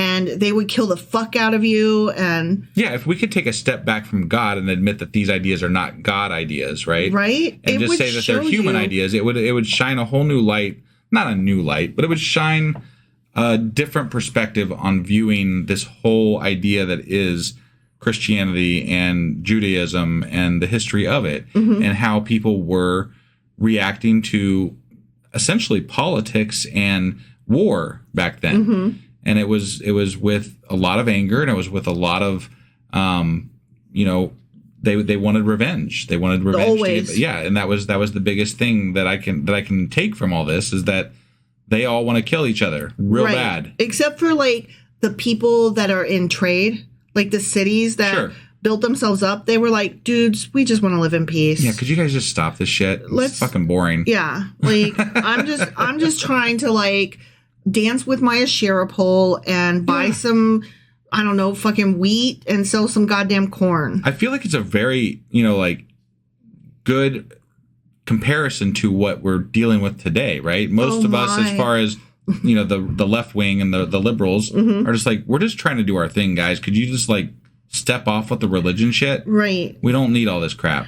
And we don't need your hatred towards all the different people. Like, what is this? Like, why are you doing this? Right. Like, I just want to be like, can you just tell me what is so mean in your heart that you literally take a stance against everybody doesn't deserve health care? Like, why though? We can afford for everybody to have it. Why would we not all... Like, that's cool, right? Like, everybody on the planet could have good medical, right? Yeah, like, right. We could actually, like, we Earthlings, humankind. Yeah. We could achieve that if we all, like, pulled together and did it. Right. That would be amazing. Yeah. Who fights against that and, like, says it with a straight face? Yeah, I don't want some people to have medical. I don't. You're naive and childish. Like, what is naive and childish about, like, but I don't want them to die of cancer over there or starvation over there. Well, you say it in the intro, right? You have more empathy than this God is capable of. Right. Right. And I think that applies to a lot of people in the world. This God of the Bible has like zero empathy. He's not able to put himself in the shoes of his people or any other people on the planet and adapt to his teachings to make that better. And lo and behold, the people attracted to him also have no empathy. Right. Well, and that's there's. I think I'm. This is very off the cuff, and I'm just like quoting something that I kind of remember from a while back. But there have been, I think, studies with regard to either. I know what you're talking about. Right wing Christian, like the far right. And maybe Christians, right? And I don't know. I don't want to say this with authority. No, but I understand what you're talking about. They operate more on their fear than they do on empathy. And people that are like us, that are more left-wing, progressive, liberal, they operate more on empathy than they do on fear. Right. Right. So it's different parts of the brains that are activated in these two types of people. And that's what causes a lot of the reactions and the differences that we have in society. I don't know how we fix that. And I think that a lot of it is due to how much you expose yourself to these fearful ideas or let yourself become fearful of ideas that are out there. But some of it may be just who you are. I always think it's a lack of curiosity too, though.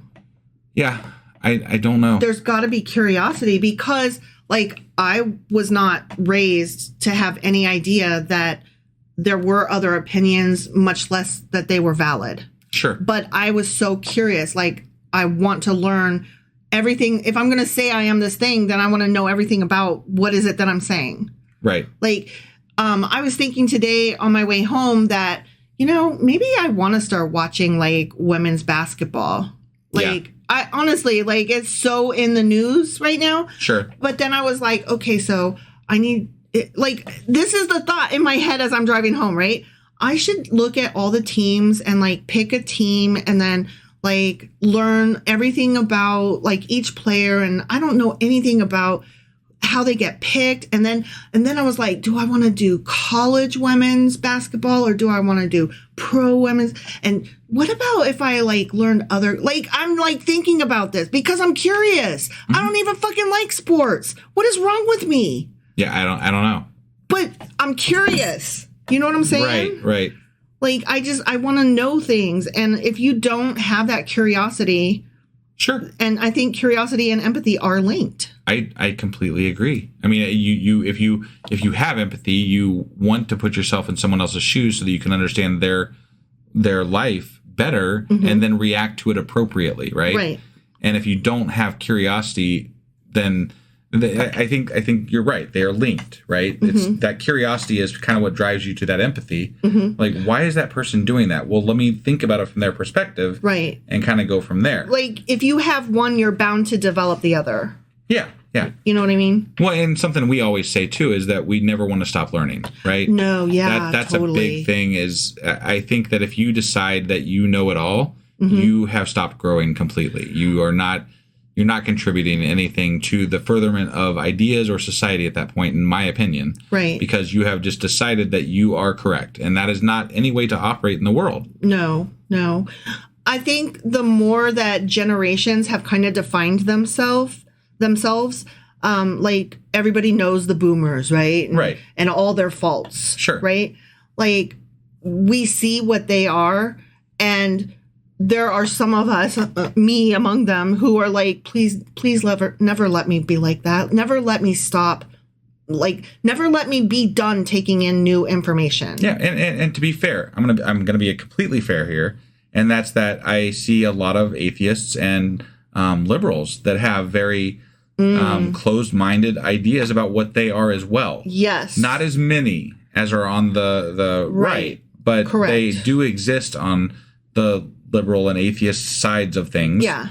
And it's more often than not men, because I think misogyny is just so ingrained in our culture that it transcends. It really does. It really does. Yeah. I mean, that's why, that's why a lot of things. I don't. That's why a lot of things. We could go on all night about misogyny, I don't really want to go down that rabbit hole right now. Yeah. But because then we could also talk about how, like, Hollywood and art are liberal, and, like, they get kicked around for being like, oh, those liberals. And it's like, yeah, sure. But that's because people who have empathy are more in tune with the arts, and people in the arts are more in tune with empathy. You have to have empathy to be creative. Now, I do believe, I think, based on my knowledge of a lot of people in my life and just observations in general, right? Mm-hmm. I think that maybe as you get older, you start thinking you know more than everybody else. Well, yeah. You have all that experience behind you. Right. So ideas do start solidifying in your brain more so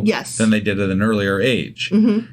I think that one of the things that if you want to keep progressing and keep learning, that's very important to hold on to as you get older, is that just know that you're stupid. Know that you don't know everything. And be okay with that. And be okay with it. Like, I don't care who you are. There's something you know nothing about. There's something that you think you know something about, but you don't actually know it. Right. Those things apply to every single person on this planet. I don't care how smart you are. You have something that you're failing at. Well, I think with empathy comes humbleness. Yeah. The ability to be humble. I mean, God, like, this... It so gets into, like, psychology and, philosophy. Yeah. definitely. Ugh, we're so far off topic. We really are. So I think you ready to wrap this up for tonight? I am. All right. Yes. So that was Ezekiel chapter 35. Sure as fuck was. Before we hop out of here, I do want to say that we are still going to be behind going into this weekend. So the episode for our Q&A is going to be coming out probably late on, today, Saturday. And then... you did not let me sing the jingle for it, and I'm very upset about it. I'm so sorry. Yeah, our next episode our next episode is... Q&A Saturday. That is right. Because there are people who look forward to my jingles. And then, there are. Yeah. And then on Sunday, at some point, once we get done getting caught up, we've been way behind on getting a Patreon. That's right. Also. Yes. And then I'll get the weekly wrap up out, and then we'll be back on schedule. Hopefully, I think every one of our fans must know at this point that weekends are like our catch point. We always fall apart on the weekends. Yeah. And we can't keep up with everything we intend to do. But we always come back. We do. Yeah. Yes. Fall down. What is it? Fall down 99 times, get up 100. That's right. And that's what we do. Yeah. And I'll also probably be putting out a Substack this weekend too. So for those of you who haven't subscribed to our newsletter, you can hop over to our website. And I did confirm, if you scroll all the way to the bottom of the main page, there is a subscribe button that will take you to our Substack subscription page. Cool. I definitely recommend that. It does take you to a page where it does ask for money, but we don't require that. Everything that we put out on Substack will be free. We definitely appreciate any support anybody's able to give us, but anything on Substack will be free, except for, I think you have to pay if you want to chat or something like that, or respond like in comments or something like that. But you can always read everything we put out there. Yeah. So hope to see you guys there. Discord lives on Tuesdays at 10. Right. So join us in all the places, and we'll see you guys tomorrow for our Q&A. Yeah. Bye. Bye. Husband. Wife. What are we doing today? Well, today is actually Sunday, but we're going to pretend like it's still Saturday. So we're doing our Q&A Saturday, but on a Sunday. That's right. And what are we Qing and Aing today? We are covering chapters 31 through 35 of Ezekiel. Okay. All right. You got some good questions for us today? I got some mediocre questions for us today. That's not a good sell. The fuck? I have some... These are... What you say is these are amazing questions. Stick around and find out. I have some very exciting questions that I cannot wait to get into. There we go. See, I'm teaching wife how to podcast live on our fucking podcast. I'm sorry. It's amazing. You're right. You ready to do this? I am so excited to do this. Yes. Let's do it. Okie dokie.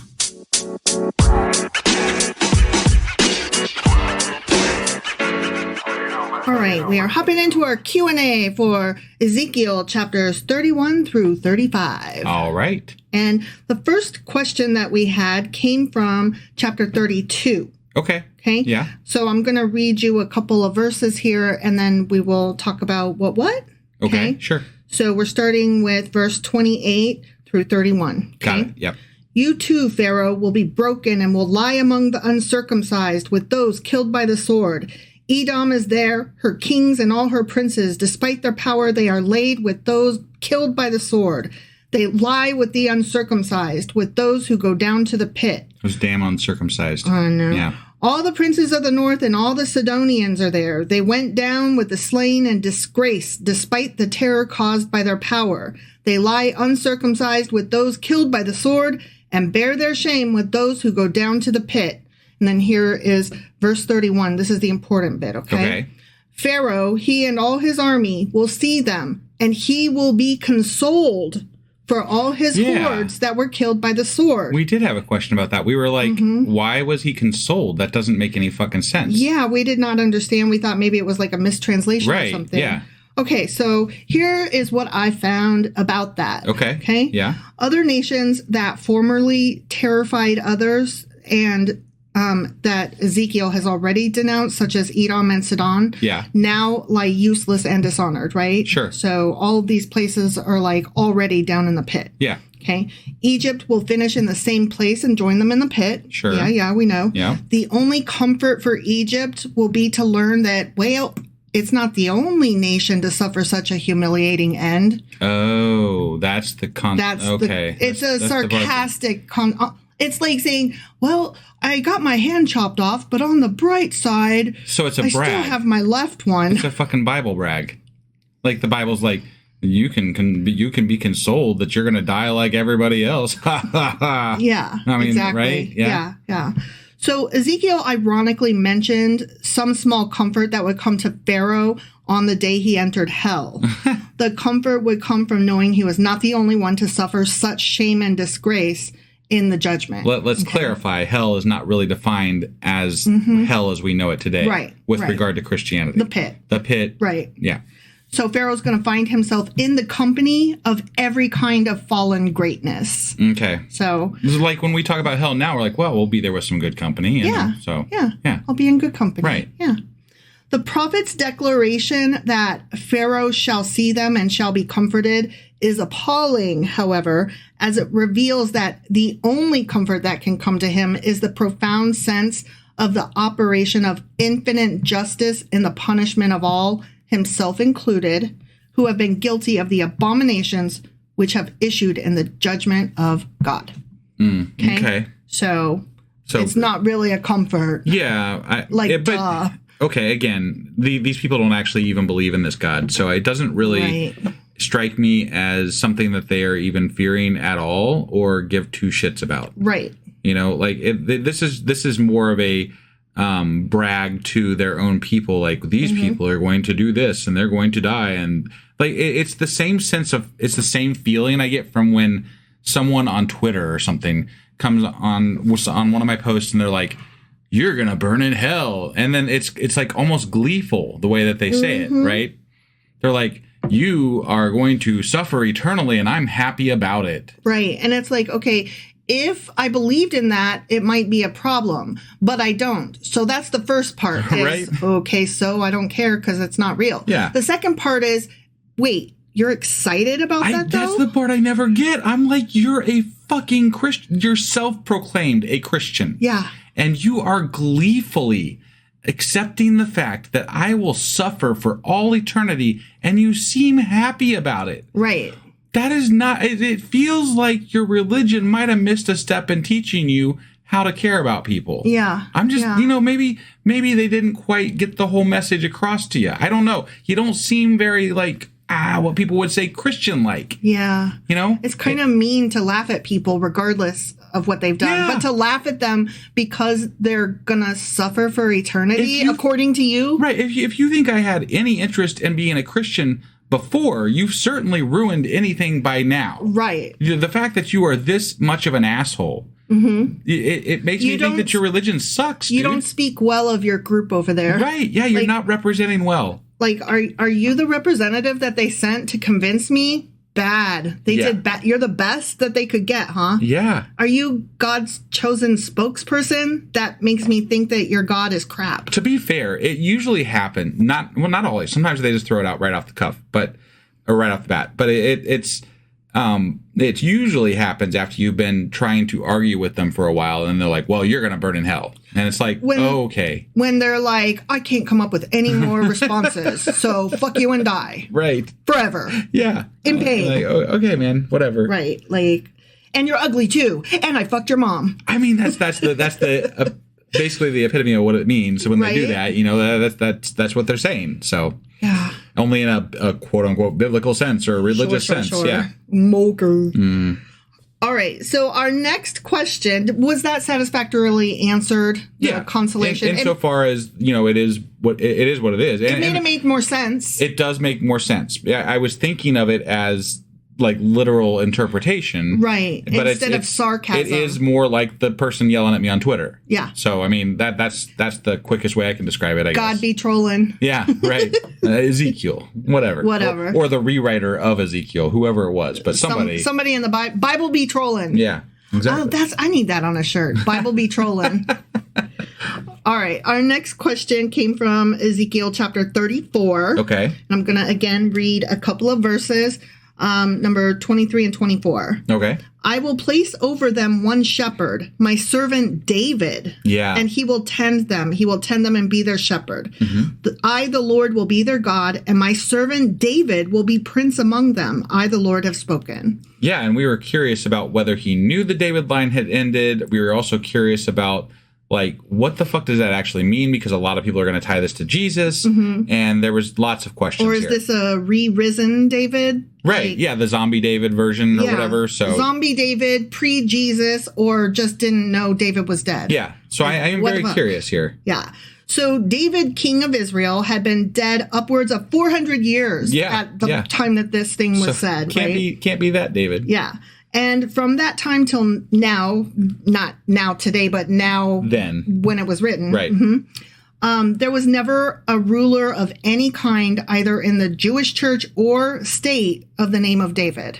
Okay. So when we say David, we're speaking of that David and Goliath David. Yeah. Yeah. This then must be some typical person that they're referring to, just any old David, right? Right. Can't be a king.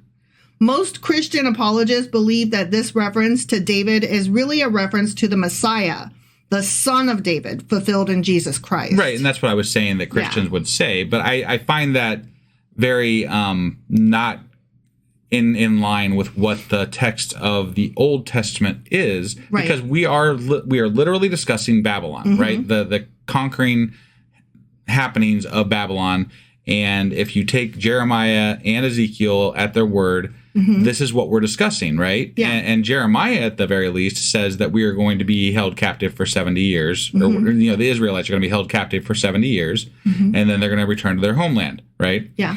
And Ezekiel hints at some of the same ideas, doesn't give the 70-year deal. Right. But because he doesn't say that, I think that's why it's allowed to be interpreted as the line of David and later. But we are still talking about Babylon, and Babylon did not hold this conquering set for much longer than 70 years. Right.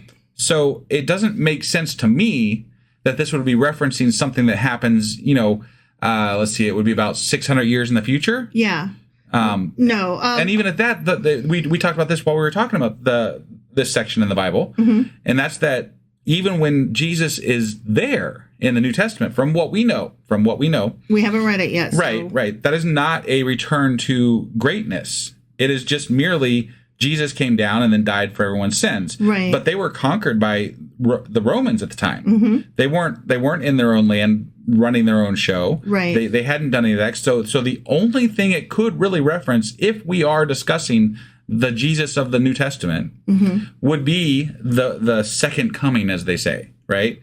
Or the Jewish first coming, which hasn't happened yet because they don't believe in so from Jesus. A Jewish perspective, it could be the first coming, right? Their Messiah, as they see it. And I could see how that could be interpreted that way or the other way, but I still feel like this is a line of David. Like, I feel like this is more in the moment, because I don't know that Ezekiel, we don't know if Ezekiel knows that the line of David is even run out yet. That's something else that came up in my notes. He might not have known. Yeah. So he may just assume that the line of David is going to continue, and then whoever the next king is going to be, that will be the line of David, and that's going to continue the Israel, whatever kingdom and the all the good shit. There'll always be a remnant hanging on through the years, and out of that will come David's descendant. Yeah. And that's how if I were to pick a version, that's the version I would say is probably most likely. I would say either that one or belief in a future Messiah that still today in 2024 has not come. Sure. Yeah. Because they do believe that even today. They do. So they do. I know. That fits with their beliefs. I know. I feel like everything that we've read in these chapters, though, in these books, Jeremiah and Ezekiel especially, have been more centered around what is happening in the very near future as opposed to the very distant future. I agree. I agree with you on that. So to go back to where I was, Christian apologists think that David is a reference to Jesus or whatever. Yeah. And they would say the same of many other passages which speak of David's future rule over Israel. So basically, anytime the word David comes up, you're supposed to replace it with Jesus in a Christian mind. I think that's probably problematic I mean, we have referenced the David line before, and it definitely references things that were like prior to this. Yeah. It referenced things that we could kind of nail down as to what they probably were talking about, you know? And I feel like that might become problematic. But anytime they're talking about future David coming back, that's Jesus. Okay. It's Jesus. It's Jesus. Did you know it's Jesus? You know, if God is so prophetic and telling these people exactly what's going to happen, you think he'd be able to know the dude's name. Well, what are you going to name your son, dude? Not son of David. It's gonna you're gonna have a name apparently. So it's going to be Jesus. There is nothing in these texts themselves that demand that it is the Messiah and not David. So there's that. Yeah. Now, in this particular passage, David is not even described as a king, but in a lesser office, prince. Yeah. Right? Well, but they've been using prince to describe kings throughout. Yes. So. Yes. The idea, again, according to a Christian apologist, is that this is when Jesus, the Messiah, is king over all the earth, and David rules Israel as a prince under him. Oh, so like all the people are coming back. It's not just Jesus coming back. David's going to come back with them, and maybe they'll bring Moses along. Zombie David, yeah. Yeah. Okay. Yeah. Although Moses didn't make it in because he had to stop outside of the Promised Land, so maybe he can't. Maybe he can't come to the party. I don't know. Now here's something interesting. The word David means beloved in Hebrew, and so it had a prophetic meaning referring to the Messiah. While the term David is used in this verse, it is typically understood as a symbolic reference to a descendant of David who will fulfill the role of a shepherd over God's people. Again, I feel like that's a very apologist take. And I because think they did not know this as they were writing this shit. Right. And I think there are many other ways to interpret this if you want to. Yes. So I agree. I don't like that take.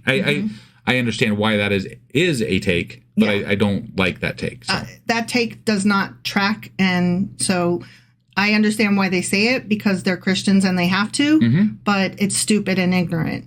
I think that's... Get your Bible straight, guys. Yeah, right.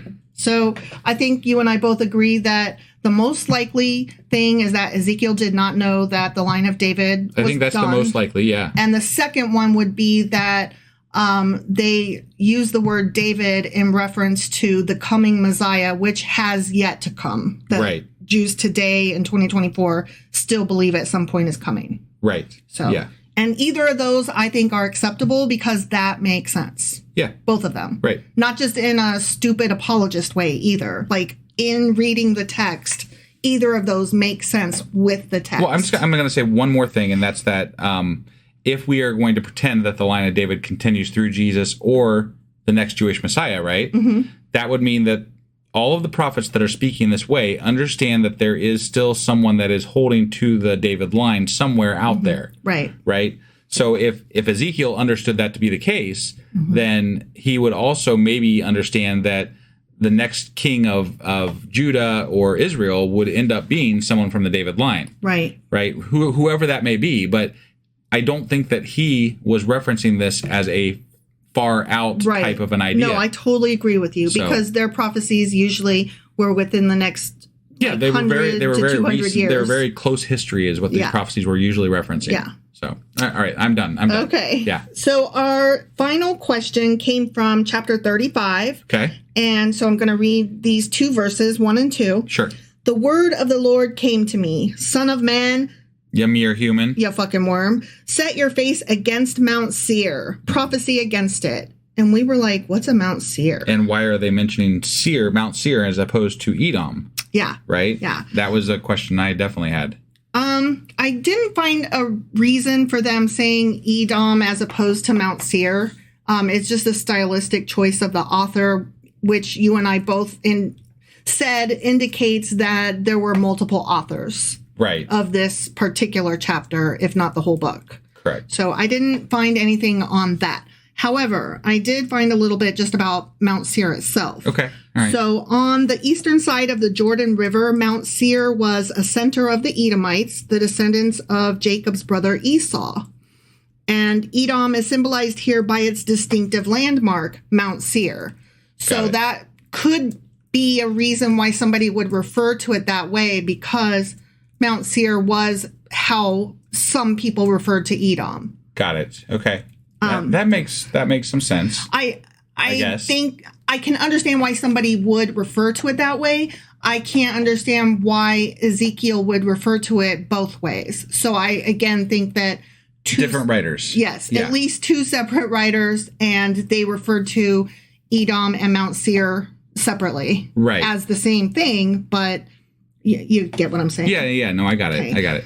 Mount Seir is the ancient and biblical name for a mountainous region stretching between the Dead Sea and the Gulf of Aqaba in the northwestern region of Edom and the southeast of the kingdom of Judah. Okay.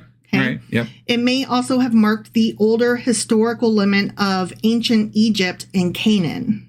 Got it. So that whole area was either Seir or Mount Seir. Got it. Okay. Yeah. Mount Seir was named for Seir the Horite, whose offspring, the Horites, had previously inhabited the area according to the book of Genesis. So we have heard of Mount Seir before. Yeah, I definitely remember talking about the Horites. I do not remember Mount Seir being mentioned, though. I don't either, but I mean, that doesn't mean it wasn't there. I don't remember everything that we've read for sure. Yeah. And I think my biggest issue with this whole thing, this whole bit, is that we had talked about in Ezekiel already. We had talked about the Edomites, and in fact, in we just referenced them. I think in chapter 32 when they were talking about the Edomites were going to be buried with the Pharaoh and all that, right? Yeah. So we definitely know that they're the Edomites there. So, and when we are saying Mount Seir, we have to do one of two things. We have to either accept the fact that somebody else wrote it, or that this section in particular was on purpose being more poetic than another section and more symbolic than another section to reference something else with regard to his writing. Yeah. But either way, it is definitely outside of how it is normally referenced. Correct. With regard to the Edomites. Yes, so, I agree. So I'm just going to go through a couple of other places where Mount Seir was mentioned. Sure. The children of Esau, the Edomites, battled against the Horites and destroyed them in the book of Deuteronomy. Okay. Mount Seir is specifically noted as the place where Esau made his home. Okay. And then in the book of Numbers, the prophet Balaam, predicting Israelite victories over the Transjordanian nations at the end of their exodus from Egypt, stated, Edom shall be a possession. Seir also, his enemies, shall be a possession. Okay. So, and Balaam being, of course, that the one that had the talking donkey. Yes. Yeah. Okay, Mount Seir is also given as the location where the remnants of the Amalekites that had escaped were annihilated by 500 Simonites, according to First Chronicles. Okay. Which I do not remember at all. I don't recall that either. And then in Second Chronicles, the inhabitants of Mount Seir, the Edomites, came along with the Ammonites and Moabites against Jehoshaphat of Judah. However, quote, the Lord set ambushments against them, causing their forces to annihilate one another. Got it. And then Mount Seir is referenced in the prophetic books is Isaiah and Ezekiel as a term for Edom. Sure. So this is just the first time we've caught it. Well, it didn't, like, I do remember saying Seir at some point, but I didn't remember, like, I don't know that I put Edom and Seir together. Right. Like, that wasn't a thing that I had correlated until now. And if I did, it was only just in the moment when we talked about it the last time. So I'll probably forget this again, honestly. Oh, sure. But because it's not in the grand scheme of talking about what the Bible is, the enemies of Israel and Judah are not really overly important to the overarching storyline. Like, we're more concerned about what God's direction for these people, his people, is, and not so much the enemies. So, like, it doesn't... Relevancy is part of the problem as to why I don't remember some of this stuff, too. Exactly. So there were a couple of controversies with regard to Mount Seir. Okay. First of all is its current day geography. Okay. Currently, I found two different definitive statements as to where it's located today, and both did not present it as some people believe. Okay. Both references were like, it is here. Got it. And they were factual. And I was like, wait, am I crazy, or are those two different things? And I had to check it, make sure, because I'm not familiar with the geography, right? But they were referencing two different things? Two different things, okay? So here's the first sentence, okay? Currently, this former territory of Edom is controlled by Jordan, okay? Okay. And near the border with Saudi Arabia. Got it. The other sentence says it is the territory of Edom is located in Syria. Okay. But I was like, hold on, but are Syria and Jordan, those are separate, right? They are. They're separate. Right. Yeah. Like, I had to check that because my American ignorance, I'm not familiar with that area at all. And I was like, well, maybe Syria's in Jordan or maybe Jordan's in Syria. I don't fucking know. Sure. Maybe one's a little place and the other, like maybe one's a city and one's a larger territory. Right. Like, I do not know the setup. So I had to check, and they are like right next to each other, but they are two separate areas. Got it. Okay. So it's in one or the other, somewhere around Saudi Arabia. Got it. Yeah. Okay. All right. Oh, that was the first controversy about Mount Seir. Here's another interesting take on it. There are some Christian, quote unquote, scholars who are trying to put forward the idea that Mount Seir is synonymous with Mount Sinai. Okay. All right. And that, Mount Sinai is the one where Moses climbed up, right? Or oh, wow. Now you got me on the spot here. I don't know what. Yeah, I don't know what mountain he climbed up right off. Because that feels wrong, and I didn't write it down because I wasn't sure I was going to say it or not. Right. Yeah. No, I get you. So I'm doing a quick search just to see. Mount Sinai. It is Mount Sinai. So okay, and Mount Sinai is also called Mount Horeb, which we have covered in the past. Right. Yeah. Okay, but anyway, some people are saying that Mount Seir is the same thing as Mount Sinai. And then others are like, no. Mount Seir is just one of the peaks of the range of Mount Sinai, the range. Okay. And then the rest are like, the fuck are you talking about? It's not even the same. You dummy. Yeah. So there's like this whole like, we can't even tell you what the fuck Mount Seir is, much less where it's located. Yeah. So in the general searching I was doing, they were saying that there might be like a northern mountain that might have been referred to as Mount Seir at one point, but it's not as prominent as far as like what is referenced with regard to this section of the Bible of the southern range, which is the Seir Mountains, essentially. Well, and then there's also the fact that these people lived on like flat grounds. Yeah. And what did they consider a mountain? That's a good point. Yeah, it could have just been a really big fucking hill. I mean, I would think of a large hill as a small mountain. Sure. I would. Yeah. But that may not even exist today. That's very true. 2,000 plus years. They might have just called the Mount Everest "fuck you," like right. Exactly. I mean, if I came to that and we were trying to go through, I'd be like, nope, fuck you. That'd be my reaction. Yep. Same. We're turning back, guys. Sorry. Yep. All right, you got any other questions or answers for us? That was my Q&A for today, not Saturday. Okay, well, so that does it for this episode. We, I think, are going to still try to do maybe a Patreon today. We're going to try to squeeze one out. So we got that still coming up later today, hopefully. And then I will get the weekly wrap-up out.